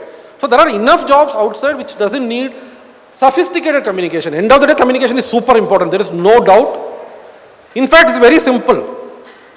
You can figure out if you are a good communicator, tell somebody to do something over phone. If within one sentence they are able to tell, one sentence you are able to communicate, you are extremely good. If they are doing something which is not what you are expecting, then you are not up to mark. Then the multiple times you are telling, that means you have to improve. Okay, we are almost done, I suppose. Okay, this is something on procrastinate. I also procrastinate things. I will tell you a very simple thing what I do. Every day I will get at least 100, 200 things to do. Every day. I don't do most of it because I prioritize and only do which is absolutely necessary. You don't have to do everything. You do the most important thing first. So in management there is a 2x2 matrix they call. It's very simple. Urgent, not urgent. Important, not important. You only have to do things here. Others will not actually matter. If you want to prioritize, you prioritize this way. This is one way. This is not the only way. You do it your way. So you have to prioritize. There is no other way. Every day we get a lot of things which will not be able to do in our 24-hour time. You don't have to do everything. If you get 100 things, you say, I'm not going to do 99 or 98 or 90 or 80. Whatever you want to do, do it. That's the way you don't do it. That's it. As simple as that. Prioritization is the important thing. What I will do, when I will do. And my Microsoft boss once told me, 2-minute rule. If anything takes 2 minutes or less, do it immediately. Don't even wait. Don't even ask this question. Because by the time you make up your mind to decide all these things, 2 minutes would have gone. So best just do it. Right? 2-minute rule, if it is something comes, you can do it in 2 minutes, just do it and get rid of it. Anything else, you decide based on this. This is the only thing which needs to be done. Everything else can wait. Urgent you can do tomorrow, day after tomorrow, whatever it may be. Sorry. Important you can do tomorrow, day after tomorrow and all. Urgent, if it is not important, no need to do it. Why do you have to do that? Nothing will happen. World will not go upside down. Simple, you can find your own ways. Does it matter what we do? The reason I asked about Sundar Pichai, this thing, and Shantanu, those guys is, in fact, when the first IT wave started in India around 1980s and 19s, there was no computer science branch itself. Then how did those guys do IT? My personal view is, you do what good you are in. You are good in something, you do that. Does it matter? Absolutely it matters. But do you have to do only something very specific? Probably not. But you have to do some common sense before that, and I will give you exactly opposite what happened. We are all mechanical guys. One of my friend went to US in 97 for MS. He was damn adamant saying that you will do only core work, right? Whatever is the next question. Mechanical engineering work. He passed out in 99. He kept on waiting. For 1 year, he survived on credit cards. He didn't get any job. Finally, he took up an IT job. So there is nothing right or wrong here. I don't know the answer, honestly. If you ask me core, what is core? I don't know the answer for that also. Why do we call something core? Just because we have studied for 4 years. So I studied 12 years before engineering, 10 plus 2. I don't call that as a core. A lot of people come and tell me core. I got married to electrical in 4 years. It's not. For me, that 4 years is to train you how to train yourself. That's all. How many of you clear exam in 1 day? Have you anybody done? 1 day, university exam. Good students. 2 days. Nobody. I used to have a lot of friends who used to do that. 1 day, 2 day, 1 week. So, at least one person honestly says 1 week he has cleared it in exam, right? University giving you 6 months to study. He could do it in 1 week. That's all. Why are you married towards saying it's core? I'm not saying do it against. If you are passionate about electrical, you want to do electrical, do it. Absolutely nothing wrong.